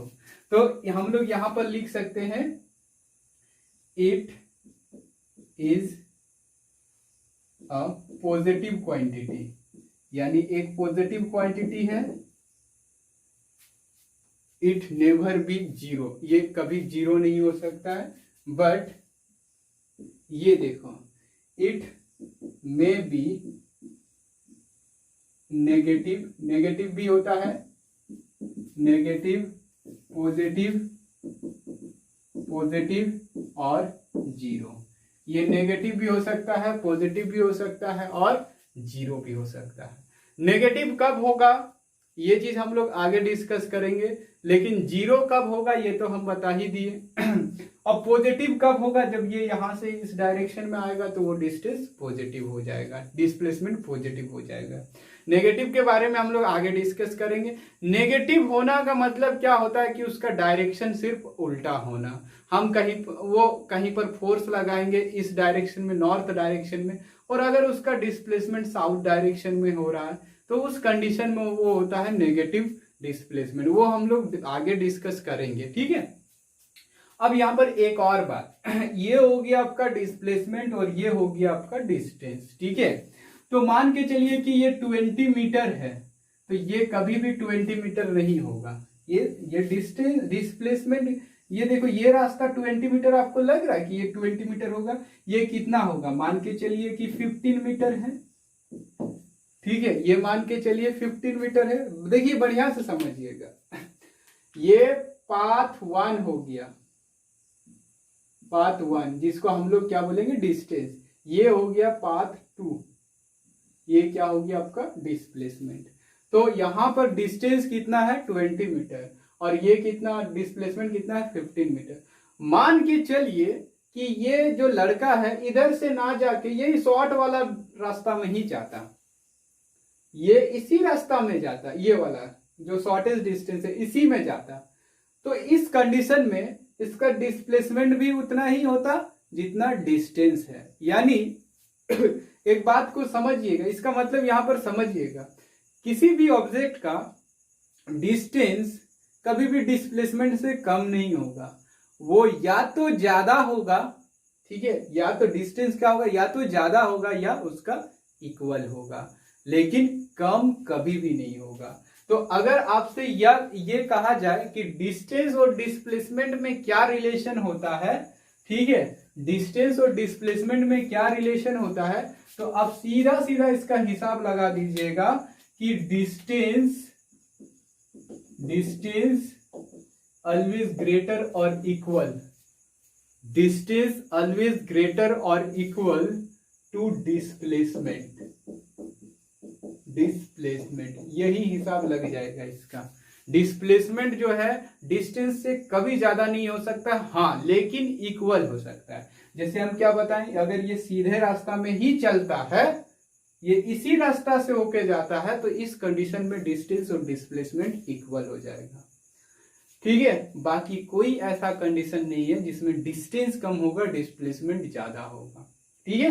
तो ये था डिस्टेंस और डिस्प्लेसमेंट का छोटा सा, इसका क्लास 9 तक ये इतना काफी है, इतना जानकारी काफी है, ठीक है। अब हम लोग देखेंगे स्पीड, ठीक है, स्पीड क्या होता है। तो अब हम लोग देखेंगे फोर्थ पॉइंट, ठीक है, फोर्थ पॉइंट, यानी वो जो शुरुआत में जो हम पॉइंट्स बताए थे कि किसको किसको पढ़ना है, क्या क्या टॉपिक पढ़ना है, तो उस टॉपिक में हम लोग फोर्थ पॉइंट में लिखे थे स्पीड को हम लोग जानेंगे कि ये स्पीड होता क्या है, ठीक है। एक्चुअली में स्पीड क्या होता है, स्पीड एक ऐसा कैरेक्टरिस्टिक होता है मोशन करते हुए ऑब्जेक्ट का, जिससे हम लोग को ये पता चलता है कि कोई ऑब्जेक्ट फास्ट है या स्लो है। यानी फास्ट और स्लो को डिफाइन करने के लिए जो कैरेक्टरिस्टिक आता है उसको हम लोग क्या बोलते हैं, स्पीड। इसी कैरेक्टरिस्टिक से हम लोग ये पता कर सकते हैं कि कोई ऑब्जेक्ट जो है वो फास्ट है या स्लो है। अब समझिएगा कि ये होता क्या है, ठीक है। जैसे कि अगर मान लेते हैं यहां पर एक स्टार्टिंग पॉइंट है जिसको इनिशियल पॉइंट बोल सकते हो आप, यहां पर ए है, मान के चलिए स्टार्टिंग पॉइंट ए है और यहां पर दूसरा एंड पॉइंट है बी, ठीक है। यानी ये हो गया इनिशियल पॉइंट, ठीक है, और ये हो गया फाइनल पॉइंट, या आप इसको एंड पॉइंट भी बोल सकते हो, फाइनल पॉइंट, ठीक है। यानी सब यूं कहिए, समझ लीजिए कि यहाँ एक रेस होने वाला है, रेस यानी दौड़ होने वाला है दो बंदे के बीच, ठीक है। वो दो बंदा कौन कौन है, मान के चलिए कि एक बंदा ये है, ठीक है, एक बंदा ये है और दूसरा बंदा है ये।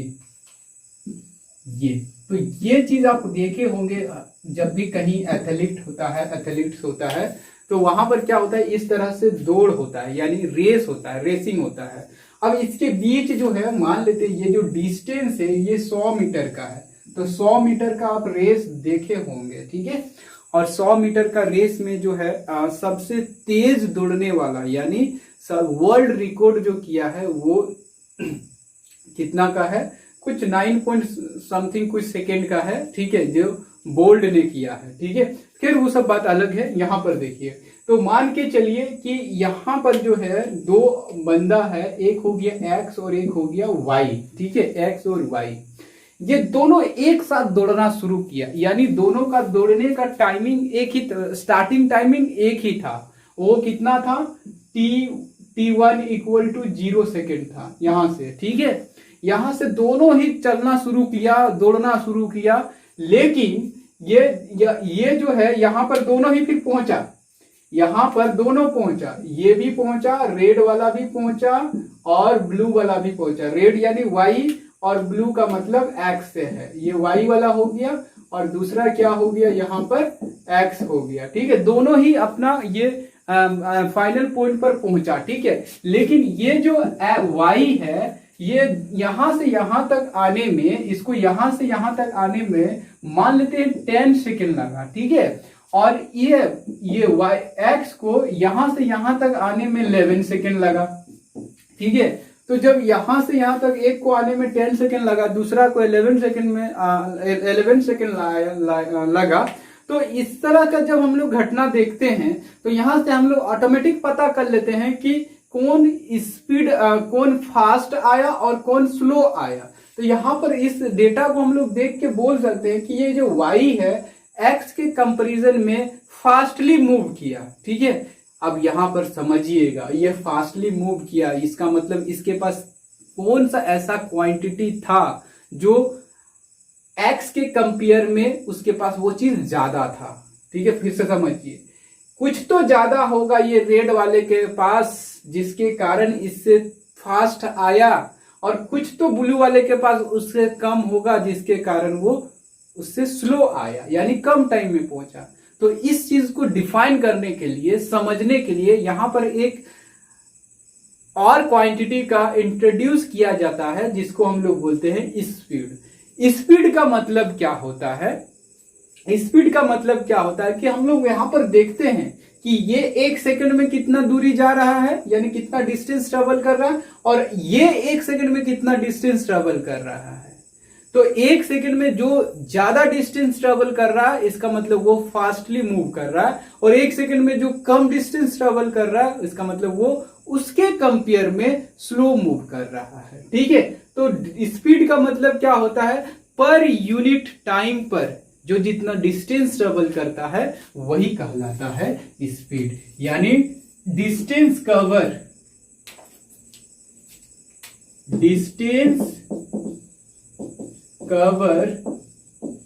इन per unit time is called speed. ठीक है, उसको हम लोग क्या बोलेंगे? स्पीड बोलेंगे। अब एक बात को समझिएगा, अगर मान लेते हैं कि कोई जो है वो t टाइम पर x डिस्टेंस ट्रेवल कर रहा है, if an object x distance is travelled in time t time में वो x डिस्टेंस ट्रेवल कर रहा है, तो स्पीड इक्वल टू क्या होगा? पर यूनिट टाइम पर जितना डिस्टेंस ट्रेवल कर रहा है। तो ये अगर x डिस्टेंस t टाइम में कर रहा है, यानी t टाइम में कितना कर रहा है? x डिस्टेंस, तो यूनिट टाइम में कितना करेगा? यूनिट टाइम इक्वल टू हो जाएगा आपका x बाय, यूनिट टाइम में कितना हो जाएगा? x by t। तो यूनिट टाइम में जितना डिस्टेंस ट्रेवल करता है उसी को हम लोग क्या बोलेंगे? स्पीड। तो यहां पर स्पीड इक्वल टू क्या हो गया? Distance by time. तो स्पीड के लिए हम लोग क्या लिखेंगे? स्पीड के लिए हो गया डिस्टेंस बाय टाइम। ठीक है, अब देखिए जब हम लोग स्पीड का बात कर रहे हैं, ठीक है, स्पीड का बात कर रहे हैं, तो स्पीड में हम लोग कहीं डायरेक्शन मेंशन नहीं करना हो रहा है। डायरेक्शन मेंशन क्यों नहीं करना हो रहा है? क्योंकि यहां पर सीधा स्पीड का रिलेशन किसके साथ हो रहा है? डिस्टेंस का, और डिस्टेंस को बताने के लिए हमको डायरेक्शन की आवश्यकता नहीं होती है, तो इसलिए स्पीड को भी बताने के लिए डायरेक्शन की आवश्यकता नहीं होती है। इसका मतलब क्या है कि यहाँ पर ठीक है, जब रोड रेस होता है तो उस टाइम जैसे यहाँ पर 100 मीटर डिस्टेंस का जब रेसिंग होता है तो वहां पर डिस्टेंस फिक्स रहता है, डायरेक्शन फिक्स रहता है। लेकिन यही चीज अगर रोड रेस होगा, यानी 1 किलोमीटर का रेस होगा या 5 किलोमीटर का रेस होगा, तो उस टाइम डायरेक्शन तो फिक्स नहीं होता है, एक ग्राउंड में घूमना होता है। ठीक है, तो यहां पर मत समझिएगा कि सर यहां से यहां आने में तो 100 मीटर वाला में डायरेक्शन फिक्स रहता है, लेकिन सिर्फ 100 मीटर का एग्जाम्पल को मत समझिए, आप 5 किलोमीटर का एग्जाम्पल को ले लीजिए। उसमें क्या होता है कि एथलीट जो होता है वो एक ग्राउंड के चक्कर लगाता है, 2-3 चक्कर लगाता है, उसमें डायरेक्शन फिक्स नहीं होता है। तो स्पीड में सीधा रिलेशन होता है डिस्टेंस के साथ, तो डिस्टेंस के पास ही डायरेक्शन नहीं होता, तो स्पीड के पास क्या डायरेक्शन रहेगा? तो यानी स्पीड का नेचर क्या हो जाएगा? स्केलर। तो हम लोग बोलेंगे इट इज स्केलर, यानी इसको बताने के लिए हमको डायरेक्शन की कोई आवश्यकता नहीं होती है। ठीक है, अच्छा अब यूनिट का बात कर लेते हैं कि इसका यूनिट क्या होता है। ठीक है, तो इसका फॉर्मूला से ही इसका यूनिट बनता है। देखिए, किसी भी क्वांटिटी का जो यूनिट होता है उसका फॉर्मूला से आता है। ठीक है, तो यहां पर देखिए डिस्टेंस का यूनिट क्या होता है? मीटर। टाइम का यूनिट क्या होता है? सेकेंड। तो मीटर ऊपर है, सेकेंड नीचे है, तो इसको हम लोग बोलेंगे मीटर पर सेकेंड। तो इसका ऐसा यूनिट जो है मीटर पर सेकंड हो जाएगा। इसका ऐसा यूनिट क्या हो जाएगा, मीटर पर सेकंड। इसी को कभी कभी ऐसे भी लिखा हुआ रहता है, इससे हड़कना मत, मीनिंग वही है, मीटर पर सेकंड ही बोलते हैं इसको, ठीक है, मीटर पर सेकंड बोलते हैं, ठीक है। अब हम लोग यहाँ पर देखेंगे टाइप्स ऑफ स्पीड। तो क्लास 9th में हम लोग को 4 तरह का स्पीड को पढ़ना है, ठीक है। किसी किसी बुक में 3 ही टाइप का दिया है, वो क्या क्या है वो भी हम बताएंगे, ठीक है। तो अब हम लोग क्या देखेंगे, टाइप्स ऑफ स्पीड। तो टाइप्स ऑफ स्पीड को मैंने इसी पॉइंट में रखा था, ये जो स्पीड वाला पॉइंट में ही रखा था, इसके लिए हम कोई पॉइंट नहीं बनाए थे। तो अब हम लोग यहाँ पर क्या करेंगे, टाइप्स ऑफ स्पीड लिखेंगे, types of speed, types of speed. तो टाइप्स ऑफ स्पीड में मैंने बताया था कि इसमें जो है हम लोग 4 तरह का इसका टाइप्स को पढ़ेंगे। 4 तरह का क्या क्या बताए थे, यानी इस स्पीड का जो टाइप है हम 4 तरह का बताएंगे, ऐसे बोले थे। तो इसका 4 तरह क्या क्या था ये भी देख लीजिए। ये हो जाएगा इसका आपका, सबसे पहले हम लोग लिखेंगे एवरेज स्पीड, एवरेज स्पीड, ठीक है। फिर हम लोग देखेंगे कांस्टेंट स्पीड, कांस्टेंट स्पीड। फिर हम लोग देखेंगे वेरिएबल स्पीड, वेरिएबल स्पीड, ठीक है। इसका एक और टाइप होता है जिसको हम लोग बोलते हैं इंस्टैन्टेनियस स्पीड, इंस्टैन्टेनियस स्पीड। ये वाला स्पीड जो है किसी किसी बुक में 9th का सिलेबस में नहीं दिया हुआ रहता है, जैसे एनसीईआरटी में ये नहीं दिया हुआ है, ठीक है। और एनसीईआरटी में ये सिर्फ स्पीड का जिक्र किया है और एवरेज स्पीड का यूनिफॉर्म और कांस्टेंट, यानी कांस्टेंट और वेरिएबल का डिस्कशन नहीं किया गया है, ठीक है। तो एवरेज स्पीड क्या होता है, कांस्टेंट स्पीड क्या होता है, वेरिएबल क्या होता है, इंस्टेंटेनियस क्या होता है, सबको हम समझाएंगे एक एक करके, ठीक है। तो सबसे पहले समझिए कि एवरेज स्पीड क्या होता है, ठीक है। अब एक बात को समझिएगा, स्पीड का मतलब पर यूनिट टाइम पर जितना डिस्टेंस ट्रेवल करता है, ठीक है। यानी यूं कहिए कि 1 सेकंड में जितना डिस्टेंस ट्रेवल करता है, ठीक है, 1 सेकंड में जितना डिस्टेंस ट्रेवल करता है उसको हम लोग स्पीड बोलते हैं, ठीक है। अब एक बात को समझिएगा, एवरेज स्पीड का मतलब क्या है कि जैसे मान लेते हैं यहां पर एक बंदा है, ठीक है, एक बंदा है, ठीक है। एक जैसे अभी यहाँ बताया ना, जैसे स्पीड को पहले समझ लेते हैं। स्पीड का मतलब क्या है, स्पीड को हम लोग समझ लें। जैसे अगर मान लेते कोई 2 सेकंड में 10 मीटर डिस्टेंस ट्रेवल करता है, तो अगर इसका स्पीड निकालेंगे तो इसका स्पीड हो जाएगा डिस्टेंस बाय टाइम, यानी 10 मीटर बाय 2 सेकेंड, तो ये हो जाएगा आपका 5 मीटर पर सेकेंड। इसका स्पीड कितना हो जाएगा, 5 मीटर पर सेकेंड। इस तरह से हम लोग स्पीड निकालते हैं, ठीक है। अब एक बात को समझिएगा, एक बात को आपको क्या समझना है, देखिए यहां पर जैसे अगर मान लेते ये ए से इसको बी तक आना है, ए से बी तक आना है, ठीक है। इसके बीच का जो डिस्टेंस है, इसका बीच का जो डिस्टेंस है मान लेते हैं कि 100 मीटर है, और इसको ए से बी तक आना है, चाहे वो इस रास्ता से आए, सॉरी यही रास्ता का बात करते हैं, ठीक है, यही रास्ता का बात करते हैं। जब ये ए से, ये बंदा को मान के चलिए कि यहाँ इसका घर है, होम है, और ये इसका स्कूल है, यानी स्कूल, घर से स्कूल इसको जाना है, ठीक है, घर से स्कूल जाना है। इसका डिस्टेंस कितना है, 100 मीटर है, ठीक है। अब अगर मान लेते हैं ये यहां से चलना शुरू किया, ये यहां से चलना शुरू किया, इतना पीएम पर ये चलना शुरू किया, और ये यहां पर पहुंचता है, मान के चलिए कि 40 मिनट, इतना पीएम में पहुंचा, ठीक है, इतना पीएम में पहुंचा। 3 PM से चलना शुरू किया था, ये ज्यादा हो जा रहा है, यहां पर इतना पीएम में यहां पर पहुंचा, ठीक है। और ये यहां पर 200 करते हैं, 200 मीटर है, और ये यहां से यहां तक, यानी 3 बजे चलना शुरू किया था, ये 3:15 में यहां पर पहुंचा, ठीक है। तो अब यहां पर देखिए, तो जब अगर मान लेते हैं इसका घर, इसका स्कूल में अगर हिसाब लगाएगा, समझिएगा इस चीज को अच्छा से समझिएगा। तो स्कूल में अगर कोई बैठा हुआ है, सपोज दैट यहाँ लड़का लोग को देखने के लिए कोई अगर बैठा हुआ है, जैसे कोई पियन बैठा हुआ है, इससे पूछेगा, इससे क्या पूछेगा कि बाबू तुम कितना बजे घर से निकला था, तो इसका जवाब क्या आएगा, 3 बजे। यहाँ पहुंचा कितना बजे है, मान के चलिए 3:15 में पहुंचा है, ठीक है। तो वहां पर जो पियोन बैठा हुआ है, यहाँ पर जो पियोन बैठा हुआ है, यहाँ पर जो पियोन बैठा हुआ कैलकुलेशन करेगा कि भाई ये कितना स्पीड से आया होगा जो इसको आने में यहाँ इतना टाइम लगा। तो ये स्पीड को कैसे कैलकुलेशन करेगा?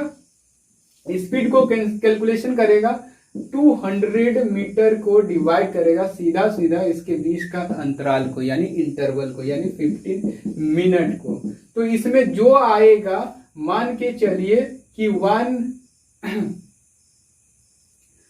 10 पॉइंट समथिंग आया, कुछ सॉरी 13 पॉइंट कुछ आएगा, जो भी आएगा मान लेते 13 पॉइंट इतना मीटर पर मिनट आए। तो यहां पर देखिए क्या आया 13.3 मीटर पर मिनट इतना आया। ठीक है, तो ये कैलकुलेशन किया। लेकिन आप एक बात बताइए, इसका मतलब क्या हुआ? इस पियोन को क्या लगा कि वो हर एक मिनट पर कितना डिस्टेंस ट्रेवल कर रहा है? 13 मीटर। हर एक मिनट में वो बंदा कितना डिस्टेंस ट्रेवल कर रहा है? 13 मीटर। लेकिन एक्चुअली में ऐसे हुआ नहीं है। ऐसे क्या नहीं हुआ है कि अगर ये क्या कर रहा है, एक एक मिनट का हिसाब लगा। लेकिन जब ये बंदा यहां से चलना शुरू किया था तो फर्स्ट मिनट में ये क्या आया 20 मीटर तक चला यहां तक। ठीक है, लेकिन दूसरा मिनट में क्या है, इसका दोस्त मिल गया। तो जब इसका दोस्त मिल गया तो ये आराम से आने लगा। तो उस टाइम में क्या किया कि ये जो नेक्स्ट 20 मीटर जो है इसको यहाँ पर तो एक मिनट में ये आ गया था। ठीक है 20 मीटर, लेकिन नेक्स्ट 20 मीटर इसको आने में 5 मिनट लग गया। फिर इस तरह से नेक्स्ट 20 मीटर को आने में इसको मान के चलिए 10 मिनट लग गया। ठीक है, अब इस बात को समझिएगा कि जब ये यहां से यहां चला तो एक मिनट में 20 मीटर गया, लेकिन जब यहां से यहां आया तो वो 1 मिनट में 20 मीटर नहीं गया। फिर जब ये यहां से यहां आया उस टाइम भी वो 1 मिनट पर 20 मीटर ट्रेवल नहीं किया। लेकिन ये पियोन कैसा हिसाब लगा लिया है? ये पियोन हिसाब लगा लिया है कि ये जो लड़का है प्रति मिनट में, यानी हर सेकेंड पर वो हर मिनट में कितना चल रहा है? 13 मीटर चल रहा है। ठीक है, लेकिन एक्चुअली में वो ऐसा हुआ नहीं था। तो जब हम लोग टोटल डिस्टेंस को टोटल इंटरवल ऑफ टाइम से डिवाइड करते हैं तो उसको हम लोग बोलते हैं एवरेज स्पीड। एक्चुअली में वो स्पीड नहीं होता है। देखो तो बंदा का एक्चुअली में वो स्पीड था नहीं। जैसे जब हम लोग बाइक से निकलते हैं तो जहां पर खाली जगह मिलता है, सड़क जहां पर खाली होता है, पूरा एक्सीलेटर झाड़ते हुए 100 का स्पीड में ले जाते हैं। लेकिन जब रोड जाम मिलता है, भीड़ भाड़ इलाका में, हम लोग 100 का स्पीड नहीं चलाते हैं, 100 का स्पीड नहीं चला पाते हैं। लेकिन जहां हम लोग पहुंच जाते हैं, वहां पहुंचने के बाद हम कैलकुलेशन करते हैं कि कितना का स्पीड में एवरेज, तो हम लोग क्या करते हैं टोटल डिस्टेंस को टोटल टाइम से डिवाइड कर लेते हैं। तो वो जो चीज आता है उसको हम लोग बोलते हैं एवरेज स्पीड। तो एवरेज स्पीड का मतलब क्या हो गया? एवरेज स्पीड का मतलब हो गया आपका total travel distance by time taken. ठीक है, total travel distance by time taken. ठीक है, अब यहां पर देखिए, अब एक बात को समझिएगा। ठीक है, इस चीज को हम लोग ऐसे भी डिनोटेट करते हैं delta x by delta T. बढ़िया समझिएगा। वेलोसिटी यहाँ ए भी इक्वल टू क्या हो गया? ए भी का मतलब क्या हो गया? Average velocity. वेलोसिटी को भी से डिनोटेट किया जाता है। और डेल्टा एक्स क्या दिखाता है? आप टोटल डिस्टेंस बोल सकते हो। ठीक है, और delta T change in time बोल सकते हो। ये क्या बताता है? Total distance.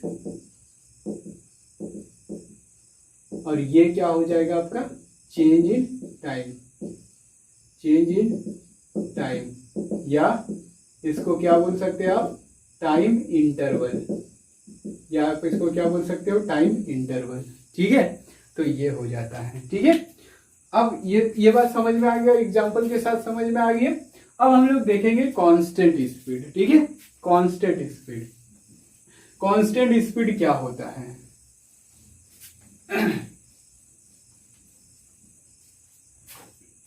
Constant speed,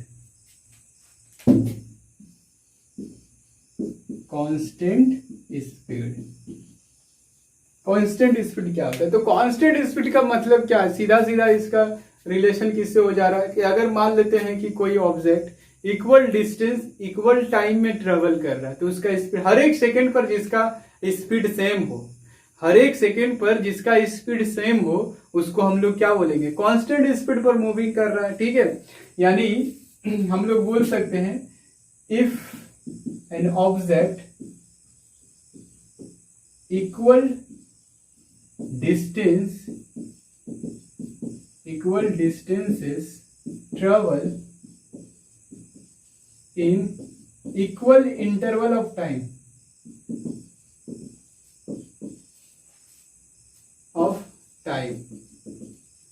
then its speed is called constant speed. Constant speed उसको हम लोग क्या बोलेंगे? कांस्टेंट स्पीड बोलेंगे। ठीक है, कांस्टेंट स्पीड बोलेंगे। अब यहां पर देखिए कांस्टेंट स्पीड। ठीक है, तो कांस्टेंट स्पीड का मतलब देखिए क्या हो गया? जैसे यहां पर हम डिस्टेंस देखें, यहां पर कोई बंदा है जो चलेगा इस पर, इस डायरेक्शन में। ठीक है, ये अभी 0 है, फिर 5 मीटर आएगा, फिर 10 मीटर, फिर 15 मीटर, 20 मीटर, इस तरह से 25 मीटर। ठीक है, और यहाँ पर हम टाइम को दिखा रहे हैं। टाइम हो गया ये 0 सेकेंड, ये मान लेते हैं 2 सेकेंड, हाँ 2 सेकेंड का बात करते हैं, ये हो गया आपका 4 सेकेंड, और ये हो गया 6 सेकेंड, और इस तरह से ये हो गया 8 सेकेंड, और ये हो गया 10 सेकेंड। ठीक है, तो यहाँ से यहाँ पर देखिए इसमें क्या है? हर एक 2 सेकेंड पर देखिए हम क्या लिखे? If an object equal distance travel in equal interval of time. तो यहाँ पर देखिए हर एक 2 सेकेंड में क्या है? ऑब्जेक्ट 5 मीटर डिस्टेंस ट्रेवल कर रहा है। हर एक 2 सेकेंड में देखिए, हर एक 2 सेकेंड में ऑब्जेक्ट क्या है? 5 मीटर डिस्टेंस ट्रेवल कर रहा है। तो इसका मोशन क्या हो जाएगा? इसका स्पीड को हम लोग क्या बोलेंगे? Constant speed. ठीक है, और इसका स्पीड देन यहां पर देखिए every 2 second, every 2 second the object cover distance by 5 metre, therefore its speed equal to 5/2 second equal to 2.5 metre per second. तो इसका स्पीड क्या हो गया? 2.5 मीटर पर सेकेंड। तो इसका स्पीड को हम लोग क्या बोलेंगे? Constant speed. अब देखिए, हाँ इसका एक और बात, अगर इसका इंफॉर्मेशन से अगर हम लोग ग्राफ ड्रॉ करेंगे, अगर ये ग्राफ ड्रॉ करेंगे, इधर x हो गया, इधर y हो गया। ठीक है, यहाँ पर अगर मान लेते हैं हम टाइम ले लेते हैं, और ये आपका डिस्टेंस हो गया, डिस्टेंस हो गया। तो इसका ग्राफ जब आप ड्रॉ कीजिएगा, ये 0 हो गया, ये 2 4 6 8 इस तरह से टाइम हो गया।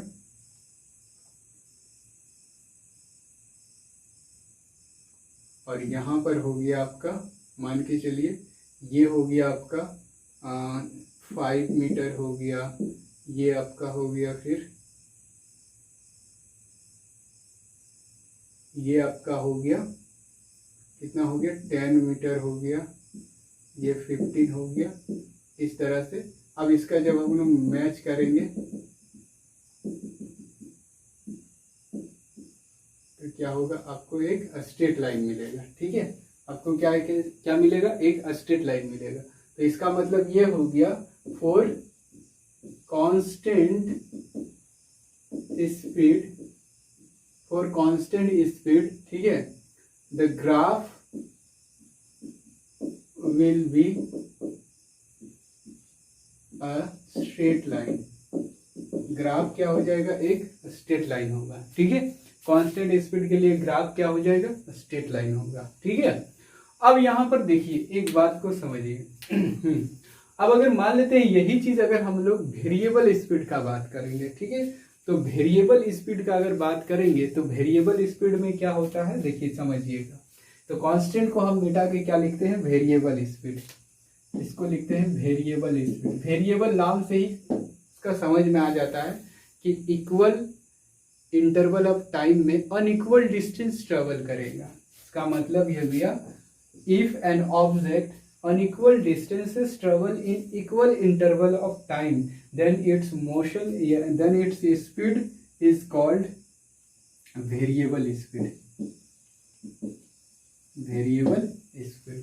अब यहाँ पर अगर इस एग्जांपल को समझोगे तो जैसे यहाँ पर हो गया 5 मीटर, यहाँ पर आप कर दीजिए 8 मीटर, फिर यहाँ पर आप कर दीजिए 16 मीटर, फिर यहाँ पर आप कर दीजिए 20 मीटर, फिर यहाँ पर आप कर दीजिए 30 मीटर, ठीक है। तो यहाँ पर आप देखिएगा कि हर एक, यहाँ पर देखिए टाइम ये हो गया every 2 second the object cover distance, the object cover unequal distance, unequal distance, unequal distance.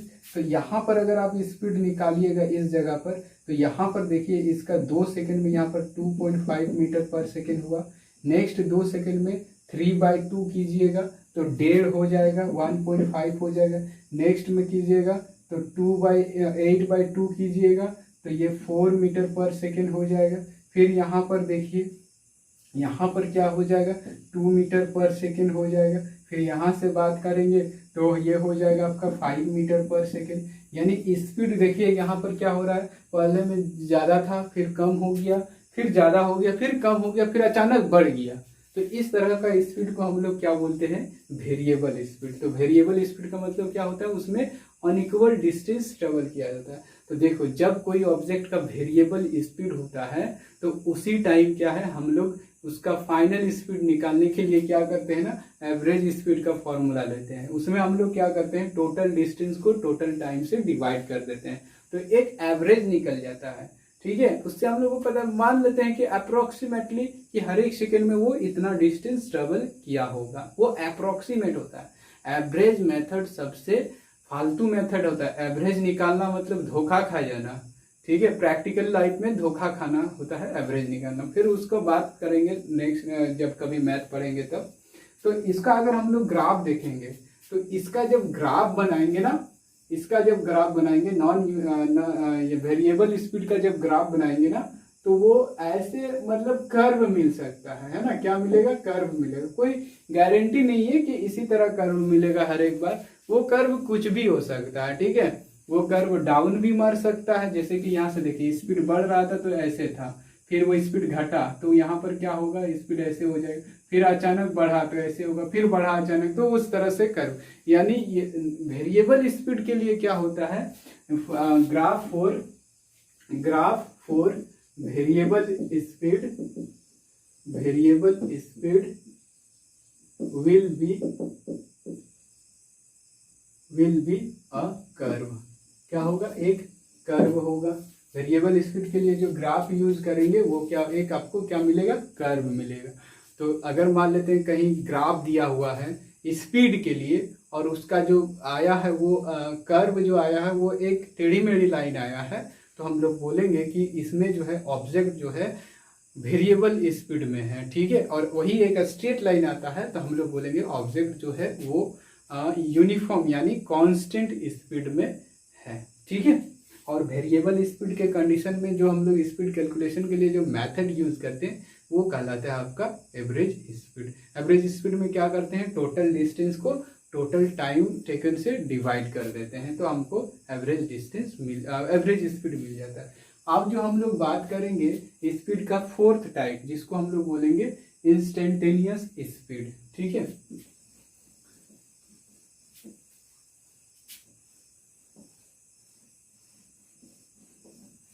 Instantaneous speed, ये क्या होता है देखिए, इंस्टेंटेनियस स्पीड, तो ये हो जाएगा फोर्थ, इसका पार्ट हो जाएगा इंस्टेंटेनियस स्पीड।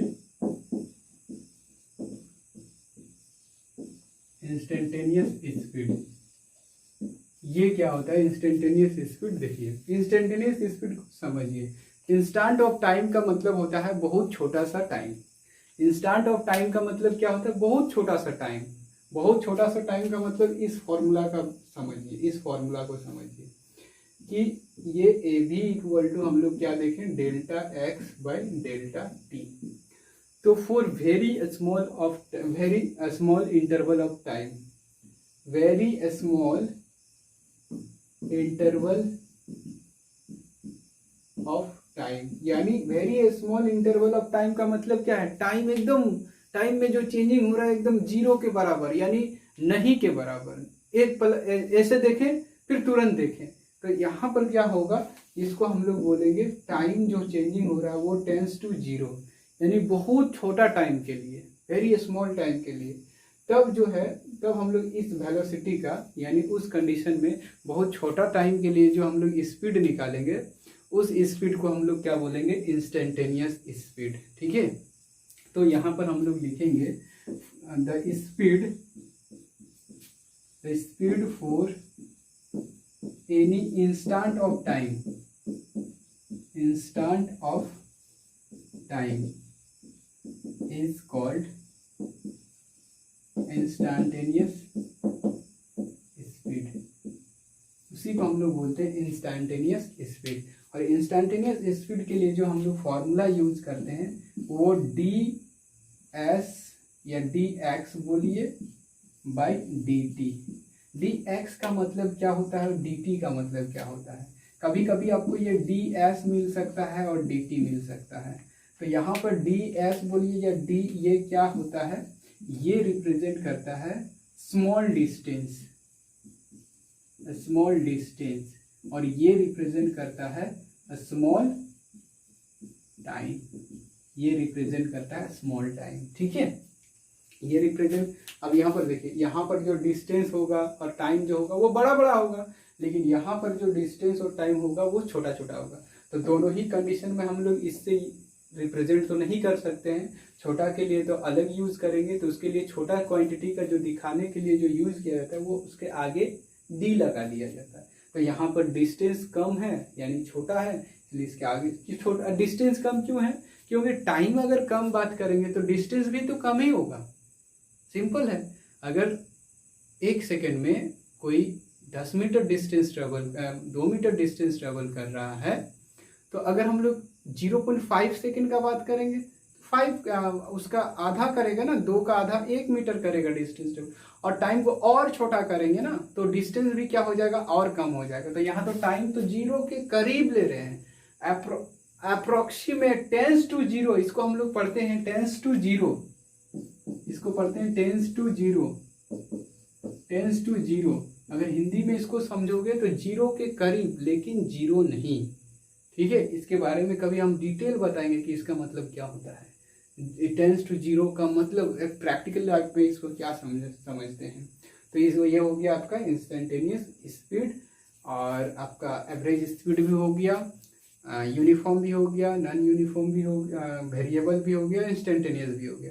अब हम लोग स्पीड का ग्राफ भी देख लिए कि कांस्टेंट के लिए जो ग्राफ होगा वो स्ट्रेट लाइन मिलेगा, लेकिन जब हम लोग वेरिएबल स्पीड का जब ग्राफ बात करेंगे तो वो एक कर्व मिलेगा। ठीक है, अब यहाँ पर देखिए, यहाँ पर एक बात को समझिएगा कि जब भी हम लोग स्पीड का ग्राफ ड्रॉ करते हैं, ठीक है, स्पीड का जब ग्राफ ड्रॉ करते हैं देखिए, हम एक ग्राफ तैयार करते हैं, जैसे कि ग्राफ फॉर स्पीड। तो जब हम लोग ग्राफ बनाते हैं स्पीड के लिए, हम लोग इस तरह से एक एक्स वाई लेते हैं, यहाँ पर एक्स वाई लेंगे, और इस एक्स वाई में ये एक्स हो गया, ये वाई, इसमें हम लोग टाइम को दिखाएंगे, और ये हो जाएगा डिस्टेंस। डिस्टेंस, ठीक है, टाइम हो गया, ये डिस्टेंस हो गया, ठीक है। अब यहाँ पर एक बात को समझिएगा, यहाँ पर हो गया मान के चलिए 2 सेकेंड, और यहाँ पर 4 सेकेंड, यहाँ पर 6 और यहाँ पर 8, वही जो एग्जाम्पल लेते हैं जो इससे पहले लिए थे। तो ये हो गया आपका 5 मीटर, ये हो गया आपका 10 मीटर, 15 और ये हो गया आपका 20, ठीक।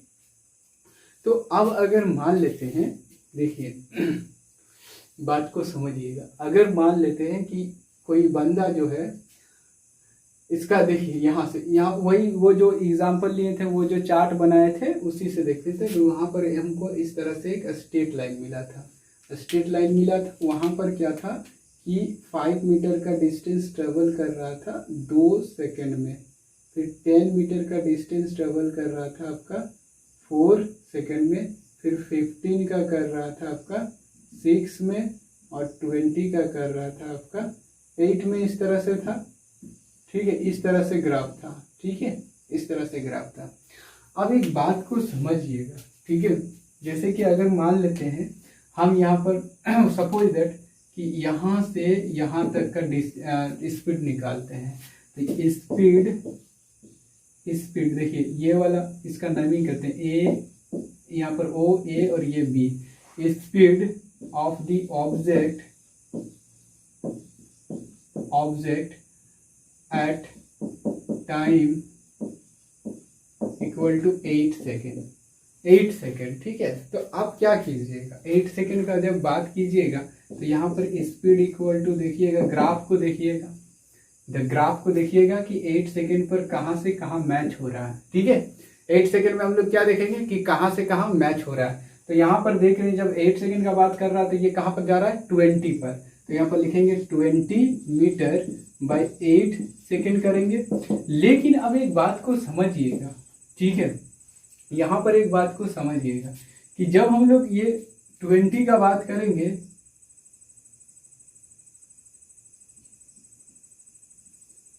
इसको थोड़ा अच्छा से समझते हैं। यहाँ पर 20 था ना, ये जाएगा यहाँ पर, ठीक है, ये ए करते हैं, ये बी है और ये सी। तो जब हम लोग 20 का बात करते हैं तो ये वाला लेंथ क्या होगी आपका 20, और इसी के बराबर होगा आपका ये वाला, ठीक है, इसी के बराबर होगा ये वाला। इसका मतलब हम लोग बोल सकते हैं OC इक्वल टू क्या है, AB, ठीक है। और यहां से यहाँ वाला डिस्टेंस, और ये कितना है आपका 20 मीटर, ठीक है। और यहां से यहाँ डिस्टेंस OB को हम लोग क्या बोलेंगे, ये OB हो गया आपका 8 सेकेंड, ठीक है। तो अगर आप स्पीड निकालते हो, ठीक है, तो स्पीड निकालते हो तो आपका यहाँ पर क्या आता है, यहाँ पर जो आया, यहाँ पर आया आपका OC बाय OB, या आप इसको बोल सकते हो AB बाय OB, ठीक है। स्पीड इक्वल टू क्या हो गया, ये, ठीक है। तो अब यहाँ पर देखिए, यहाँ पर क्या आ गया, देखिए ये वाला स्पीड, जब हम लोग डिस्टेंस टाइम ग्राफ से जब स्पीड निकाले तो ये और ये, यानी सॉरी, ये वाला आ गया और ये वाला आ गया, AB बाई OB। तो AB बाई AB जो आता है, यानी ये लाइन वर्टिकल और हॉरिजेंटल, तो ये इसका स्लोप कहलाता है, ये वाला लाइन का स्लोप कहलाता है। किस लाइन का, ये OA का स्लोप हो जाता है। तो OA का स्लोप यहाँ पर ये जो आया, ये क्या हो गया, slope of line segment OA, ठीक है, OA। और OA कौन सा लाइन है, वही लाइन है जो इस स्पीड ग्राफ के लिए डिसाइड करता है कि वो यूनिफॉर्म है या वेरिएबल है, यानी कांस्टेंट है या वेरिएबल है। यानी अगर कहीं स्पीड का डेटा दिया हुआ है, उससे जो ग्राफ ड्रॉ करोगे तो आपको एक लाइन मिलेगा, वही लाइन है आपका OB। इस कंडीशन में ये OB जो है एक स्ट्रेट लाइन है। तो इसका स्लोप का मतलब यही, स्लोप का मतलब वर्टिकल बाई हॉरिजेंटल। किसके लिए, इस लाइन के लिए, इस लाइन के लिए, OB लाइन के लिए वर्टिकल बाई हॉरिजेंटल करोगे तो वो हो जाएगा, उस लाइन का स्लोप हो जाएगा, ठीक है। और इसी स्लोप को हम लोग बोलते हैं टेन थीटा। टेन थीटा, यहां पर थीटा क्या होता है, बात को समझिए। यहां पर थीटा ये वाला होता है, ये वाला एंगल होता है, यानी वेयर थीटा जो होता है, where theta is the angle, where theta is the angle makes by line OA with x axis, x axis बोलिए या टाइम एक्सिस, x एक्सिस या इसको क्या बोलेंगे, टाइम एक्सिस। यानी टाइम एक्सिस के साथ जो एंगल बनाएगा उसी को हम लोग क्या बोलेंगे, थीटा। और ये थीटा क्या हो जाएगा, इस लाइन का स्लोप हो जाएगा। टेन थीटा को क्या बोलेंगे, इस लाइन का स्लोप।